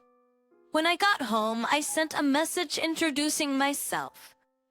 Afterwards, Jessica bombarded me with questions in the group chat, asking where we used to live, what my husband does, the layout of our house, and so on. At first, I answered all her questions, but after a while, I grew uncomfortable and started giving short replies. Towards the end, I think I have been rather curt in my replies. I thought the barrage of questions would finally come to an end and our conversation would be more normal after that, but it didn't, and I decided to distance myself from her. The conversation would be over, but then Jessica, the queen bee of the moms, invited me to a lunch. We have a tradition of gathering every Friday. "Karen, you should definitely join us." I declined Jessica's invitation, saying, "I'm sorry, but I have my part-time job that day." Oh, come on, can't you work around that? "I just started this new part-time job, so as much as I appreciate your invite, I can't make it." You know, bonding with other moms will be important down the line. It's just once a week. Can you somehow make it? That Shinsa, despite her persistent approach, I sent another message apologizing and declining. Then Jessica's tone completely shifted. She became openly displeased, saying, "Considering you live in a detached house, are you so broke that you need that part-time job?" I denied being financially strained, but she continued with a series of confrontational messages. I thought, if she really wanted to have the lunch so badly, why not just change the day? but Jessica was adamant it had to be on a Friday. Just realizing the conversation was going nowhere, I firmly declined once more and ended the conversation. After that, I turned off my notifications and ignored all incoming messages from Jessica. The next day, with trepidation, I opened the group chat. To my relief, the chat had moved on from our exchange, with topics now revolving around gossip about the teacher and other moms. Seeing that, I felt a mix of relief and discomfort, so I decided to just observe the chat interactions from the sidelines. Most of the conversations in the group chat revolved around gossip, so I made a point to only respond when directly addressed.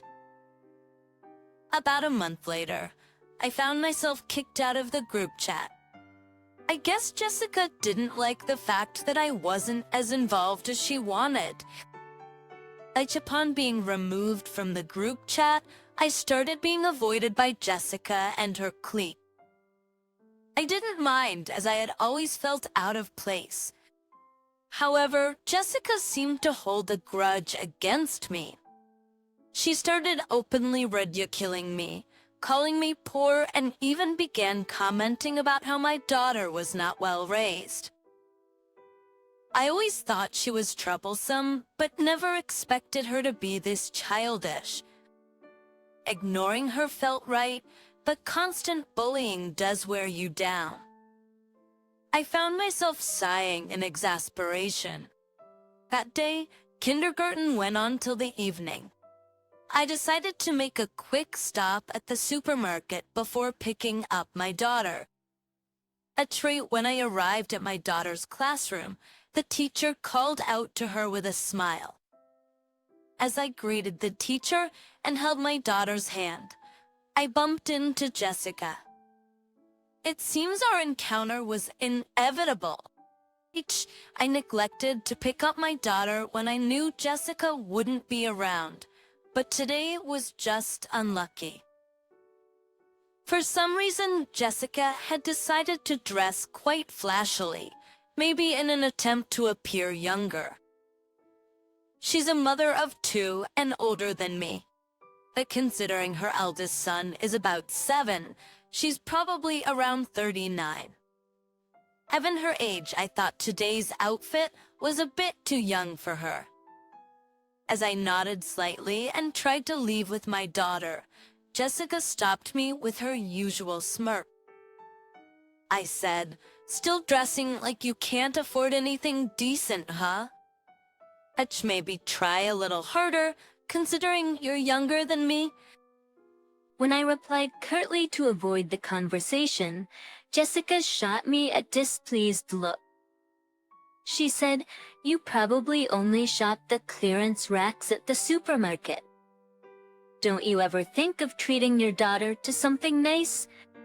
Peace and fades, Jessica continued, glancing at my shopping bags and making a snide remark. I decided to ignore her comments and quickly end the conversation. No matter how I tried to smooth things over, she was determined to belittle me. It felt like a waste to even engage. Sensing my frustration, she started to say something even more demeaning. When his son Bob approached, she said, "Mom, what are you doing?" Unlike Jessica, Bob has a calm and gentle demeanor, quite the opposite of his mother. Bob's words made Abigail nod enthusiastically. When I asked her about it, she revealed that Bob had given her a ticket to his birthday party earlier that day. She pulled the ticket from her bag and waved it excitedly, causing me to smile. I said, "That sounds like fun." She said, "You're not seriously thinking of going, are you?" Bob said, "Well, Abigail and I are good friends." "Oh, reason. Didn't I tell you their family is very poor and lacks class?" I also said you shouldn't play with her again, remember? Why can't you listen? "But Mom, I don't want to hear any excuses," Jessica shouted, Sensing my discomfort, Jessica leaned in and snapped, "Got a problem?" Dulcier, it's only natural to discipline a child when they do something wrong. I said, nobody broke a promise with me. Breaking a promise is wrong, which is why I scolded him. Can you please not interfere with how I raise my child? I was taken aback by her response. Aback by her justification, Jessica was teaching her son to shun his friends.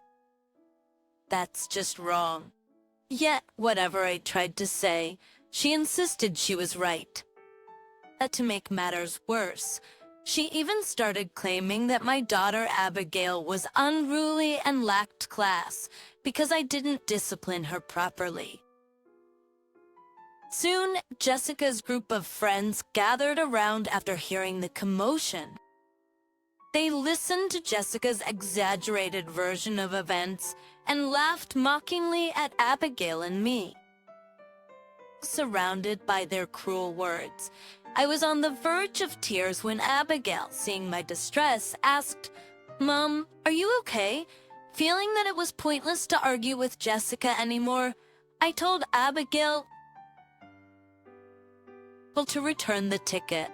"Why?" she questioned. "We have something else going on." I made up an excuse on the spot. I hated lying to Abigail, but I just wanted to get out of there as soon as possible. However, interrupting our conversation was Bob, Jessica's son. "Why can't she come? It's my birthday party. I can invite whoever I want. Right, Bob?" She held up the ticket, the same one she had the day before. The ticket read, "Come with Mom," in childlike handwriting. Seeing it, I wanted to celebrate together, but I doubted Jessica would welcome me at her home. However, my daughter, with a mischievous intent, ran up to me saying, "Listen, Bob told me that even if we go to his house, his mom won't get mad." But just yesterday, I don't think I want to go after all. I couldn't meet my daughter's worried eyes. Then she reassured me, saying, "It's okay. I'll protect you, Mom." Bob and I came up with a plan. She explained the conversation she had with Jessica's son that day. Apparently, Jessica speaks ill of me even at home, and her son, thinking his mom was bullying me, told my daughter about it, hoping they could make amends. They planned to use his birthday as an opportunity. I felt embarrassed that the kids had to go out of their way for me, but I thanked my daughter. Still, I couldn't imagine Jessica sincerely apologizing. As I pondered how to convey this, my daughter said, "There's a surefire way she won't get mad." Hearing her plan, I couldn't help but smile. Taking their straightforward feelings to heart, I decided to attend the birthday party at Jessica's son's house. On the day of the birthday party, I arrived at Jessica's house. When I rang the doorbell, a camera showed my face, and Jessica appeared looking displeased. "What do you want? I didn't invite you." Quickly, my daughter showed her the ticket. Jessica, with a shocked expression, hysterically shouted, "Did you steal this from my son?" "I can't believe it." My daughter shook her head, clarifying the misunderstanding. At that moment, Jessica's son came over, having heard the voices. I invited them. I really wanted Abigail to come. Running away from his irritated mother, he pretended not to hear and welcomed us into the house with a smile. Jessica was frustrated, thinking we were a bad influence. Entering the room, we saw Jessica's entourage already there, whispering among themselves. Ignoring the gossipy moms, my daughter and I wished Jessica's son a happy birthday. Having you here is going to ruin a perfectly good party. Can you leave? Jessica persisted, but her son retorted, "It's not your party." While she was exasperated with her disobedient son, he was happily playing with my daughter. Seeing the other kids also having fun, the atmosphere among the mothers became more relaxed. However, Jessica continued to scold loudly. Being in an apartment, she shouted about the noise bothering the neighbors and criticized how the kids were eating. Then, seemingly reaching her limit, she yelled, "That's it." Reaching her limit, she loudly scolded her son. "Why aren't you listening to me today? You're not usually like this." What's gotten into you? Were you influenced by them? I told you to stop hanging out with them. Their daughter is uncouth, always running around, and she's so stubborn and disrespectful to adults. Berkeley, Jessica yelled at her daughter, pointing at us and telling us to evacuate. Jessica's son, looking slightly upset and looking down, finally responded in a loud voice. "Today's my birthday, isn't it? You said birthdays were special and I could do whatever I wanted, didn't you, Mom?" He glared at Jessica. Upon hearing this, Jessica's face showed clear surprise. "You've always said breaking promises is bad, right? But when we were preparing for my birthday, I asked if I could do what I wanted, and we made a promise."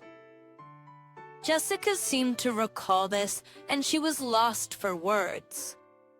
This was the reason Abigail and Bob believed they couldn't be scolded. At kindergarten, the daughter and Jessica's son talked about a birthday party.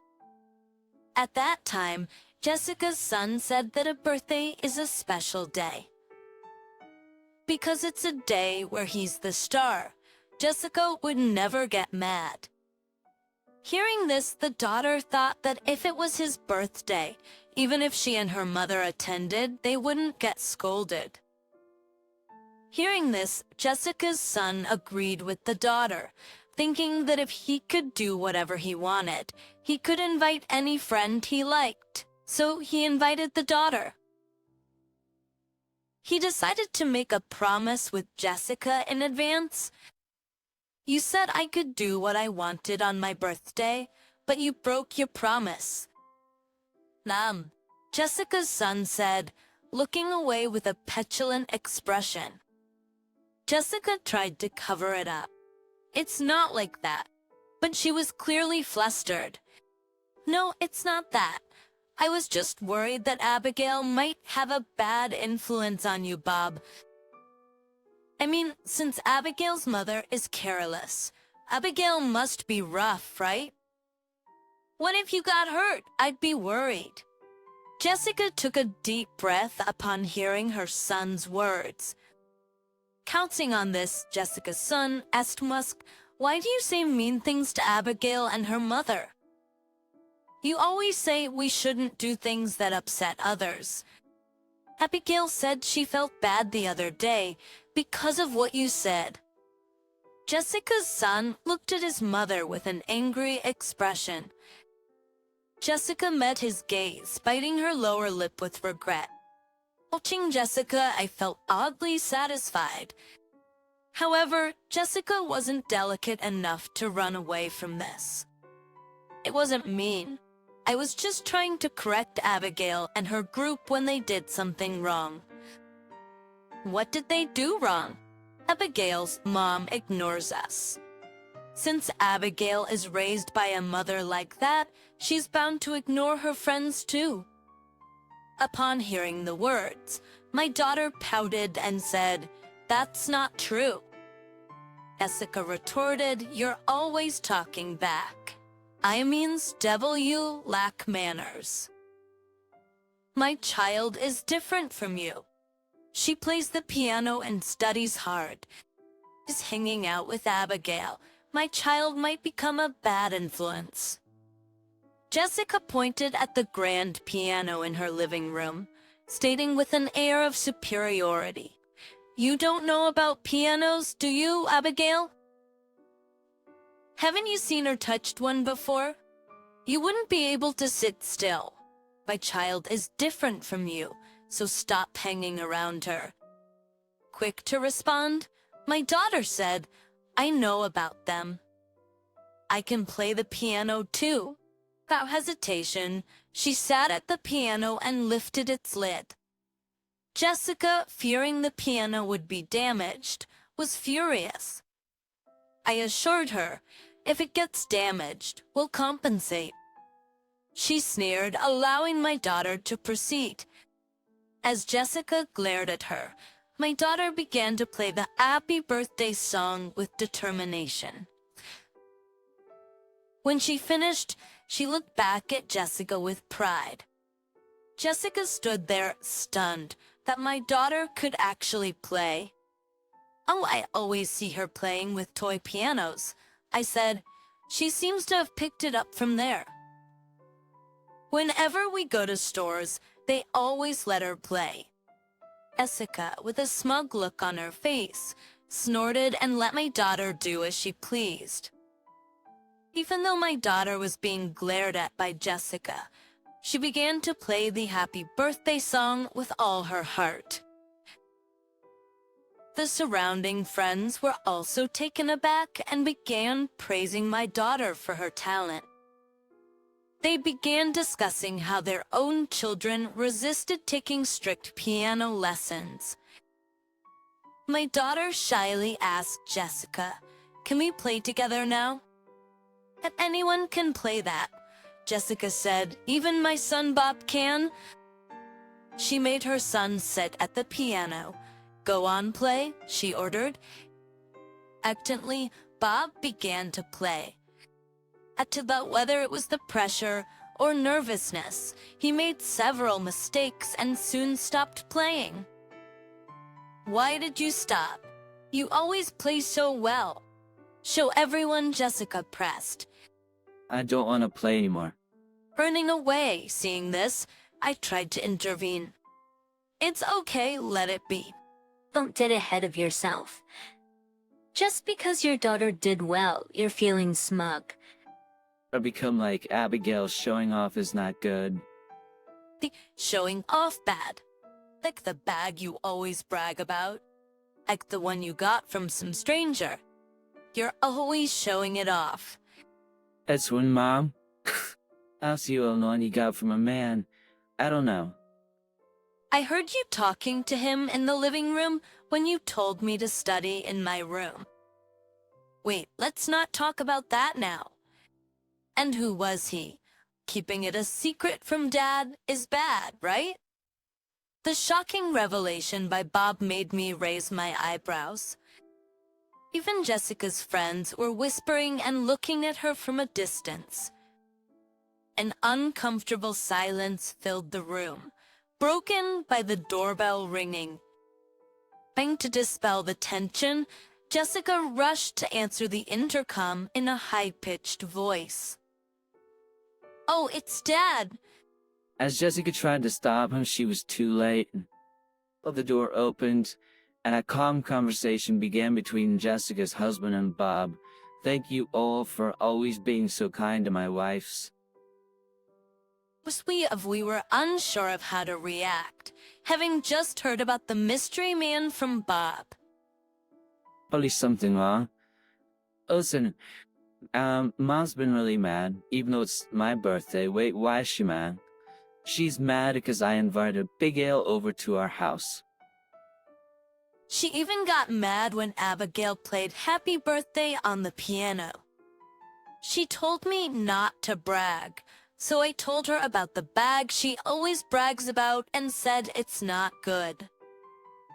Bob, Jessica's son, said, pointing to a bag thrown on the floor. Jessica, with a pale face, hurriedly picked up the bag, but it was too late. Her husband gave her a suspicious look, examining the bag. "Hey, what's this about?" I don't know this bag. Astagfirullah. Did you buy it? No, some guy I don't know gave it to Mom. I only know his voice because whenever he comes over, I'm told to study. Jessica's husband grew increasingly stern at his son's words. Even as Jessica hurriedly tried to explain, her husband just let out an exasperated sigh. I kind of figured something was up. You started wearing unfamiliar clothes and suddenly dressing up. Suddenly, she was dressing up more than usual. It seemed off. That's not it.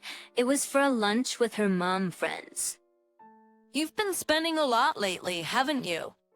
Just wearing short skirts and flashy outfits. It was just a lunch at a hotel with her mom friends. Enough with the excuses. I have something to admit. I've been investigating her behavior. I said I was gonna work today, but I actually went to hear the investigation results. I got the paperwork. We need to talk.